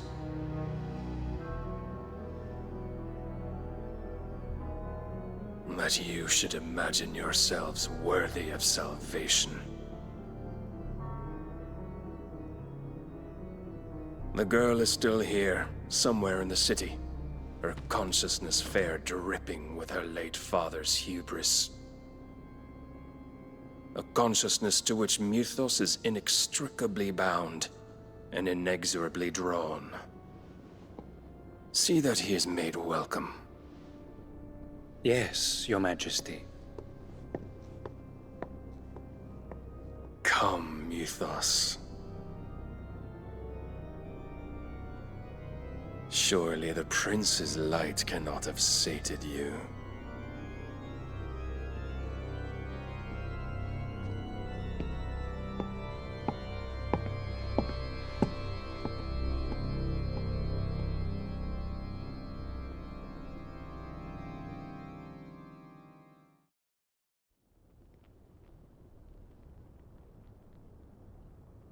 So then, how long has Waloed been under Ultima's control?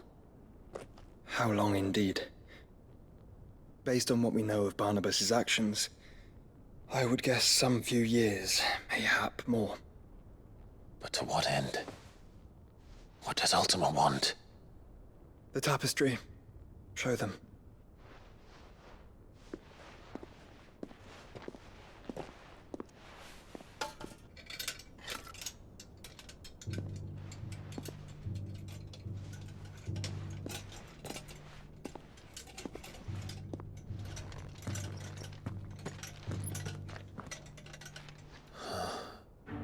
By the flames. Phoenix Gate, Drake's Breath, and now here. But what is it? It is old, ancient, even. Naught remains of the faith it represents, save what can be gleaned from the image itself. None could tell me what the one in the apothecary meant, even the Undying. But I believe it may be the key to discerning Ultima's purpose. That figure in the center, the one beneath whom the icons congregate, that I believe to be Ultima. He is a god, or at least godlike, his very existence beyond our ken. The icons, and by extension their dominance, are meant to be his subjects, and while some, like Barnabas, have accepted this role, others have rejected it. Like you, Clive, which is rather inconvenient, as it appears he needs you most of all. And gods don't like to be disobeyed. No, I don't suppose they do. Clive, may I tell Yote of the lake? By all means. Yote, I will be accompanying my brother to the Free Cities. Whilst we are afield, I would have you watch over those Clive has made his wards. Omielos delan tuisag ilith. Though well concealed, the hideaway lacks trained fighters to defend its occupants should they be discovered. But it is my duty to... As it has ever been my brother's duty, remember. If that is your wish, Your Grace. But please be safe. If aught were to befall you, You have my word.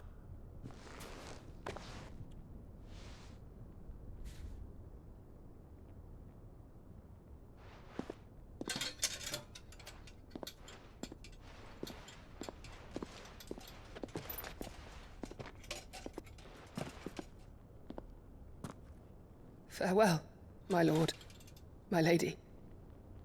We are in your debt, Yote.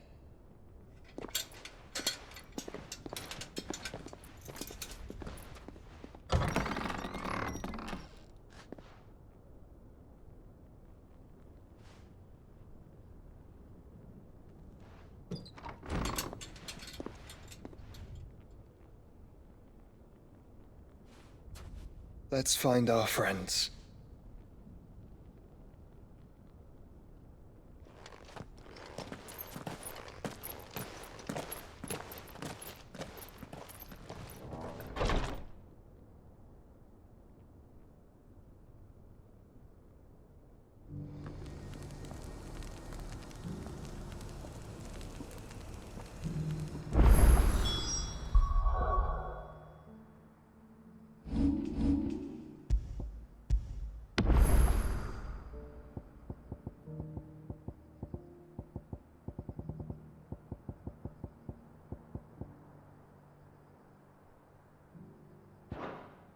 It's plain she cares for you very deeply.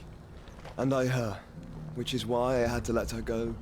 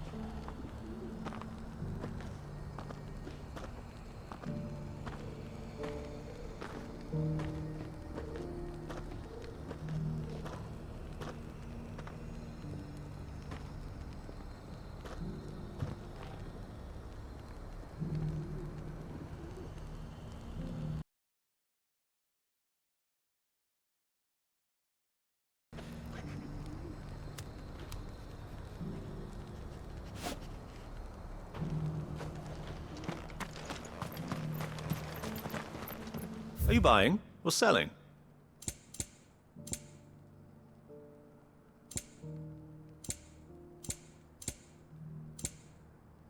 Come again. Opportunity beckons. Who among you is bold enough to heed her call?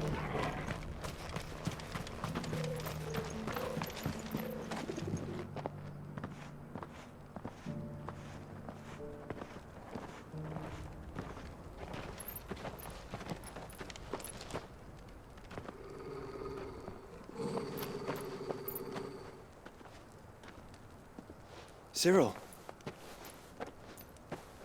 How fares the search? Well, Your Grace, my report shall be with you ere long. Ah, yes. Yotei is otherwise engaged, at my behest. And the duty of wardenship? Fulfilled. For as you see, I've been reunited with my first shield. I am Cyril, Knight of the Undying and bearer of the Burning Quill, charged with chronicling the mortal deeds of His Grace, Joshua Rosfield, Keeper of the Flame of the Phoenix, and rightful Archduke of Rosaria. I entrusted Cyril here with overseeing the investigation into Ultima's origins. Findings from his brothers and sisters afield are delivered here to be collated and catalogued. Just how many Undying are there? Not nearly enough, milady. Yet we are glad to give our all in service to the Phoenix. Such is, and has ever been, our creed. I see. You have your associates, I have mine. But you may now think of them as ours.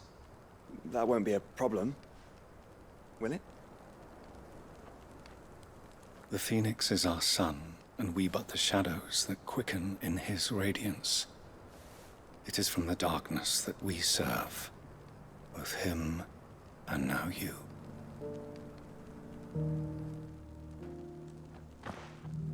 Pray accept this token.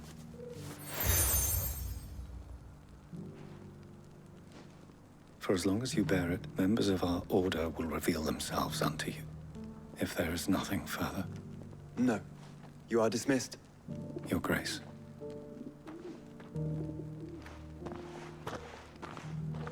To Canva, then. We'll talk about this later.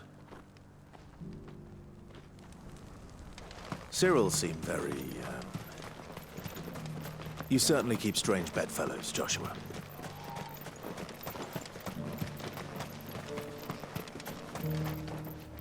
Ah, Lord Rosfield.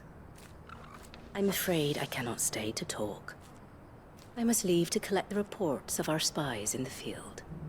Now that you wear the Phoenix down, our brothers and sisters will no doubt reveal themselves to you too. Farewell, my lord, and may the Firebird's flame burn ever in your heart.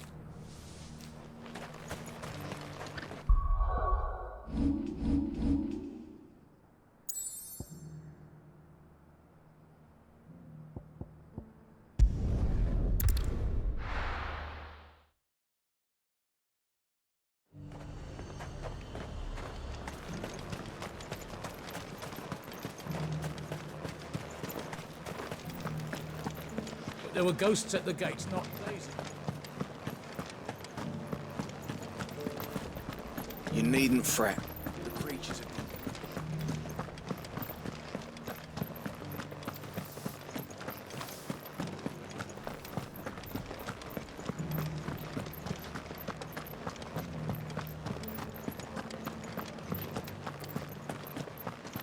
To the meadows, then. That's what the cat...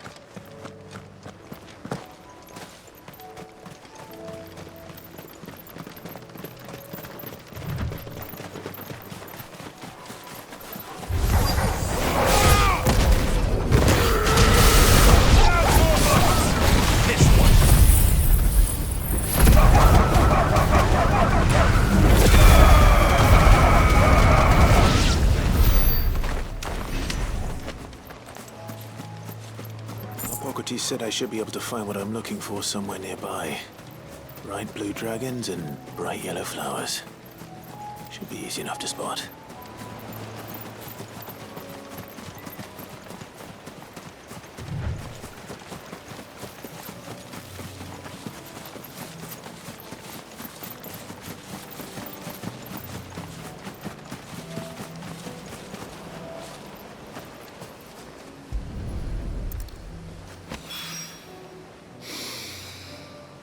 Now that is heady. This must be the Drake's Mint. That just leaves the Skyworm.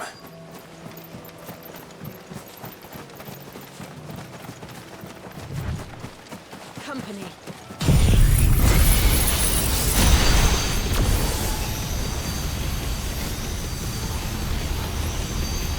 This must be our Wyvern. All right. Let's get this over with.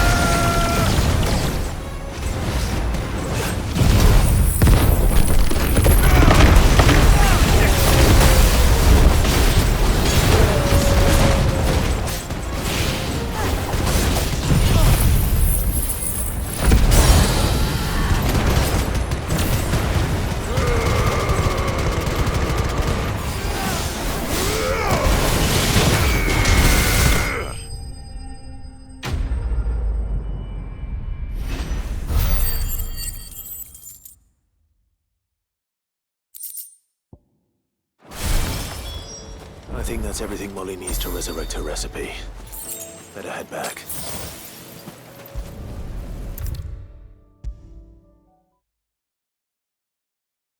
Seems the hideaway's lost its appetite. Can you blame them? So, did you have that word with Tomes then? I did, and he was as helpful as ever. He told me exactly where to look, in fact.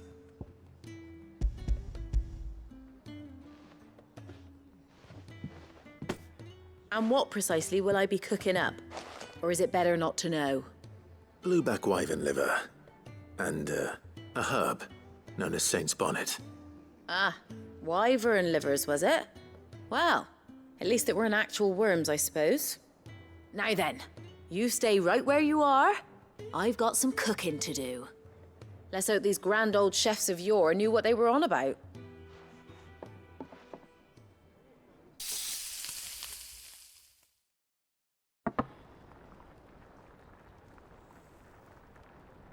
And here we have it.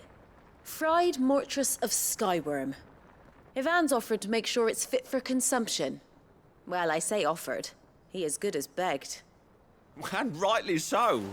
Is there any higher honor than partaking in a slice of culinary history?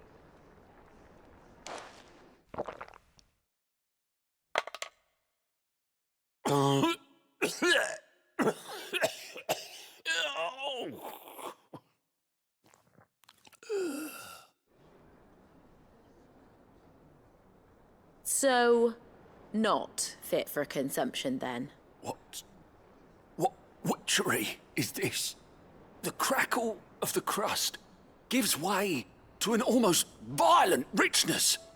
Yet, it is the piquant kiss of the saint's bonnet that tames this savage dish. It is a tour de force, a force of nature even, a maelstrom of flavour and sensation, a graceful beast emerging from centuries of slumber. I think he likes it. Well, I can't quite tell with all that nonsense he's talking. But I reckon you might be right. It was decent then, I take it. Decent? It's remarkable. And I defy any man to say a word to the contrary. Sid, might I suggest that you command a party of your finest men and women to procure a dozen blueback wyverns forthwith? I'll give it some thought.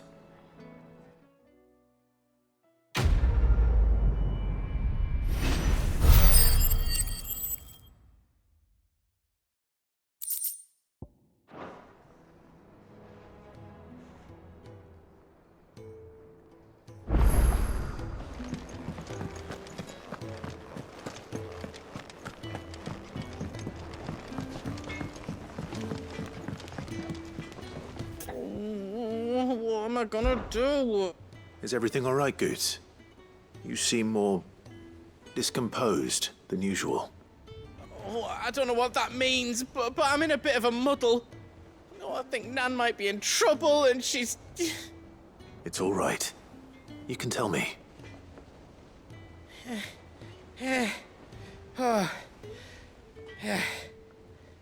There was a trader came by.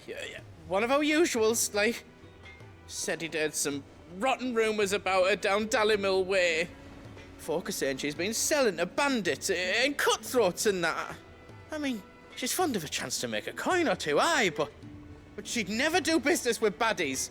Especially not the kind who go hurting people who haven't done out. I wanted to ask her about it myself, but I'm scared she'll give us a tongue lashing. She'd never give your tongue a lashing, though, would she? Don't worry. I'll speak to her. Oh, thanks, Clive. You'll let me know what she says, won't you? Of course. I'm sure it's all just a misunderstanding.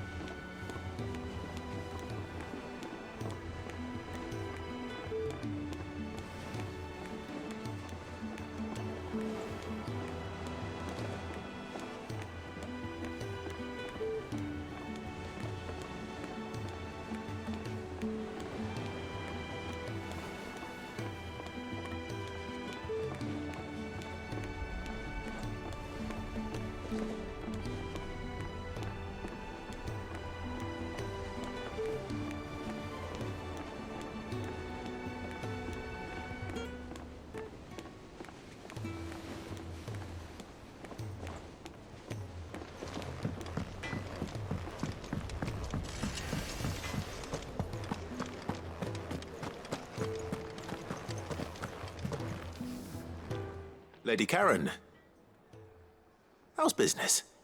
Not nearly as foul as the weather. You're doing good trade then? Both in and out of the hideaway? Can't complain. Wait, what exactly are you getting at? Not once in 5 long years do you pay my affairs half a care. But here you are today, raking me over the coals like a bloody popoto. Just asking. Out of interest. All right. I'm here because I was told that certain rumors have been circulating.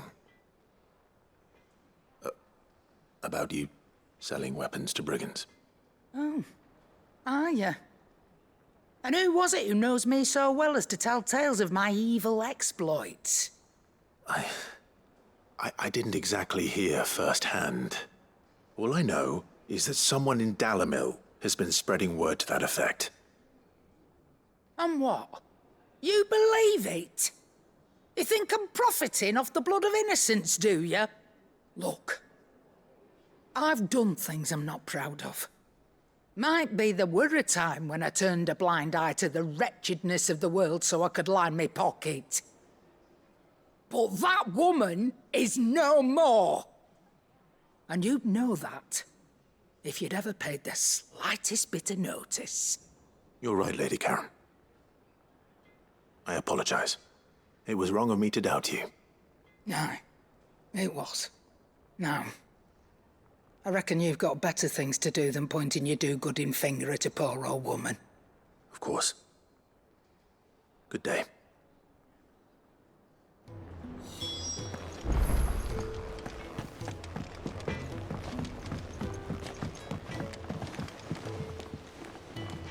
I spoke with Lady Karen. What did she say?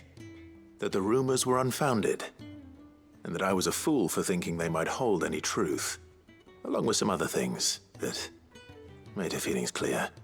And while it sounds like she may have done things she regretted in her past, she says those days are behind her. Oh, well, that's good. I knew Nan wasn't caught up in out bad. But why would people say she was? What did she ever do to them? It's not right. No, it's not. But people do things for all sorts of reasons. Perhaps we'll never know. Well, I'm going to find out. That trader, he said they were all talking about her in Dalimil. So that's where I'm going. I'll find someone who'll tell me, you'll see. Are you sure that's wise? Whoever's spreading these rumors means Karen ill. Oh, right. But that's why you'll be coming with me, isn't it, Clive? I suppose it is.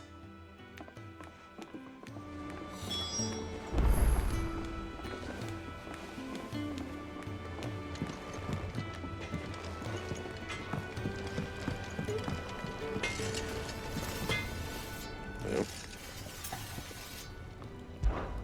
What's that for you, dear? And?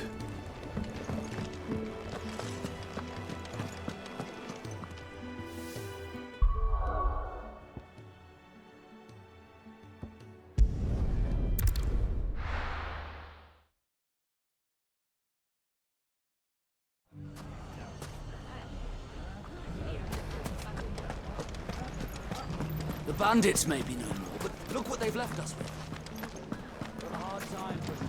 It shouldn't be too hard to find goods. Are the bagmen going to come back? The gentlemen of the town guard are a strapping bunch. Could be I know something more. Clive, listen! I found someone who says he's heard the rumors about Nan. Have you? Go on. Tell him what you told me. All right. It's like I said. A wizened old crone by the name of Karen's been selling steel to whoever will pay her price, be they knight or knave. Says the more swords and spears she puts in people's hands, the more war they'll wage. And the more war being waged, the more call for swords and spears. And who will they all turn to keep them in steel? Why, the good Reaper herself. And you've seen this Reaper at work? Aye, it just so happens I have. You'll find her right here plying her trade most days. Here in Dalimil? Where exactly? She has a stall here in the market, But if you're not the patient type, you can probably find her at her storehouse on the edge of town. But it'd be a bolder man than me that braved that particular nest of vipers. Feeling bold, traveler? I hope so, for your sake. Now, if that's all, I have places to be. Sorry to have kept you. You don't think Nan's the Reaper, do you?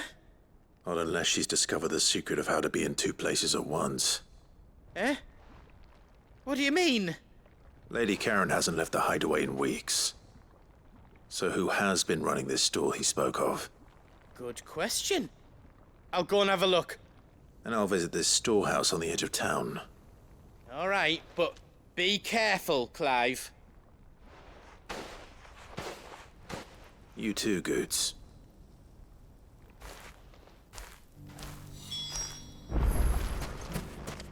The finest shell swords in store. Fuck!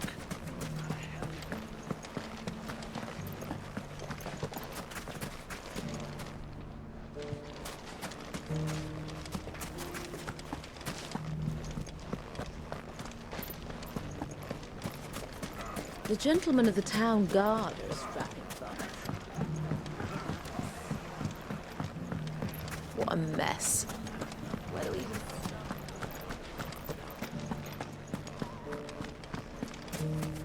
You fought very bravely. The safety of the town is in our hands.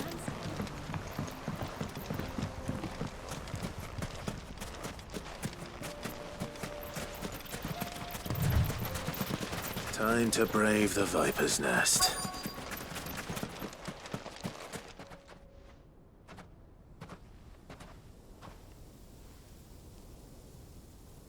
Just you, is it? Thought I might have laid it on a bit thick. It was a fairly unconvincing tale. So, what now? That's up to you. Die a slow death, or a quick one. Boys, he's all yours.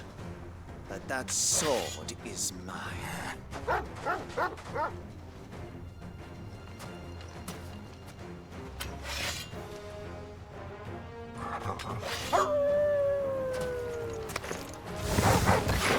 Leave now and we can pretend this didn't happen.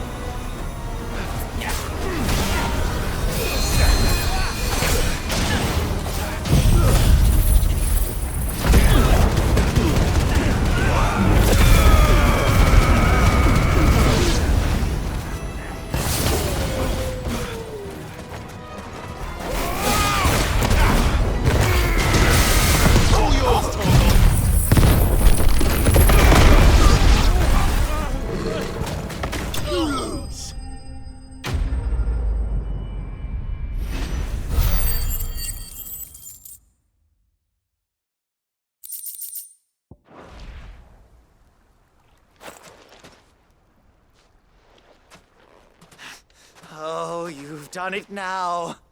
Go on. Tell me what I've done. When the Borgwyn finds out you've killed his men, he'll have your head.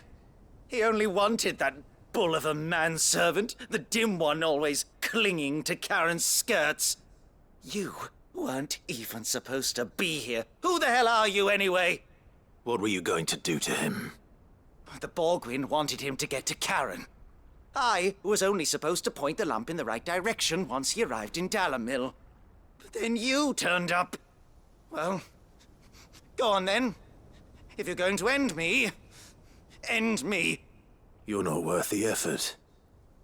Now be gone, before I change my mind. Fucking coward! I need to find Goots. Right now.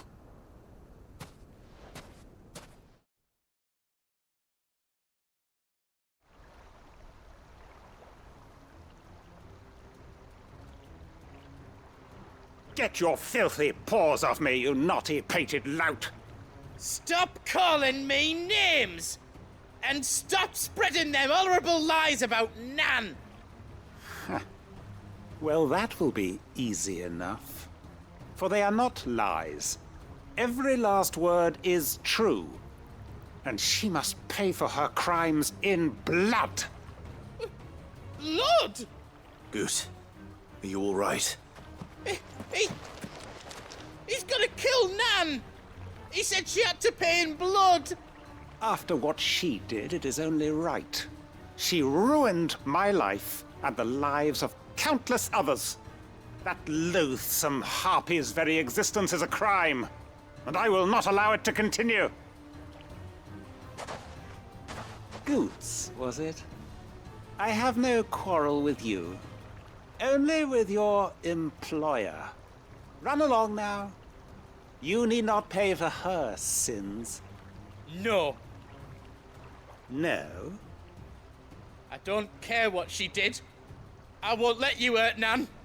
Promise me you won't hurt her, or I'll kill you myself! Goots, no. Enough, all of you!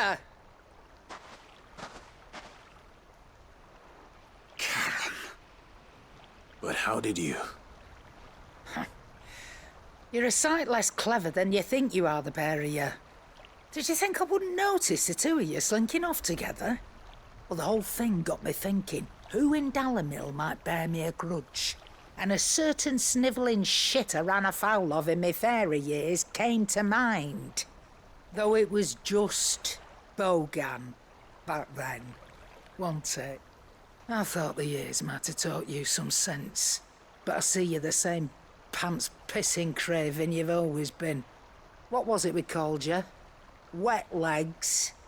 You bitch! Everything that happened, it was all your fault!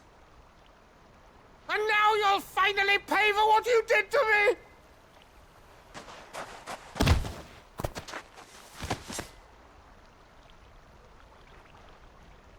Goots, you... If you want a piece of Nan, you'll have to go through me. Fuck! You great galoot. Out of the way, I can handle this myself. So, wet legs, you remember what you told me when we last met? An eye for an eye. Wise words, Sam. Wise words. And now, it's time to collect.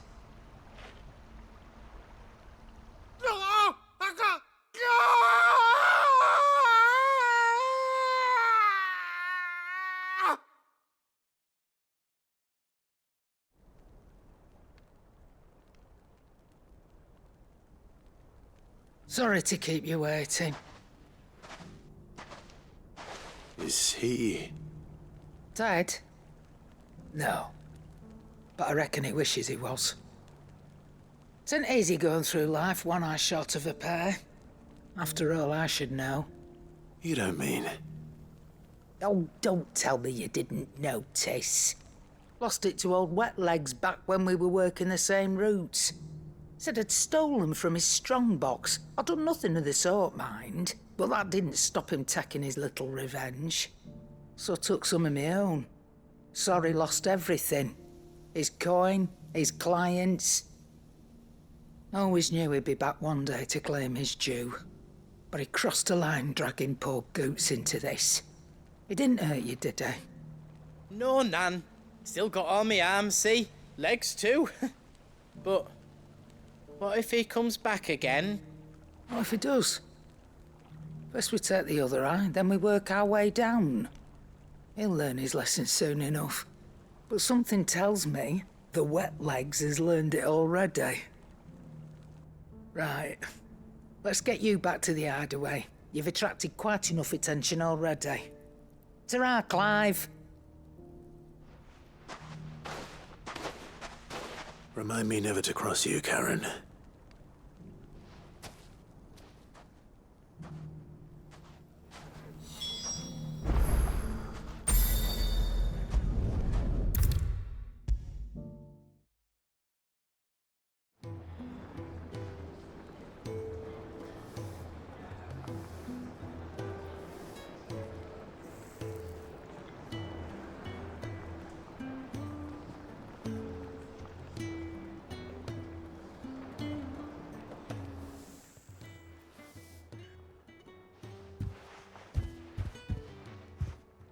Nothing like a dish of cold vengeance to foul the gut.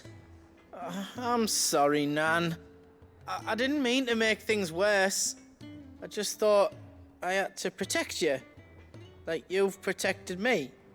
Aye, well, someone had to. Your parents certainly didn't give a whit for your well-being. Reckon the both of us would be worse off if I'd not taken you on. You've always been me right eye, Goots. And I'd have you stay that way. So don't you dare go looking for trouble again. Well, I will.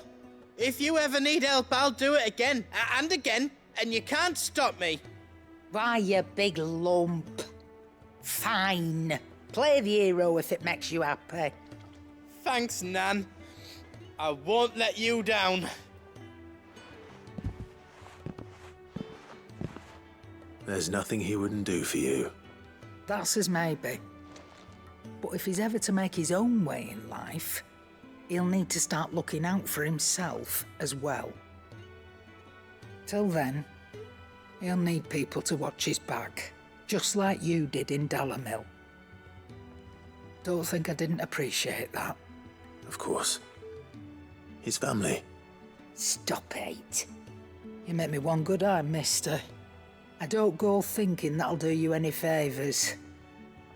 A potion today will cost you the same as it did yesterday.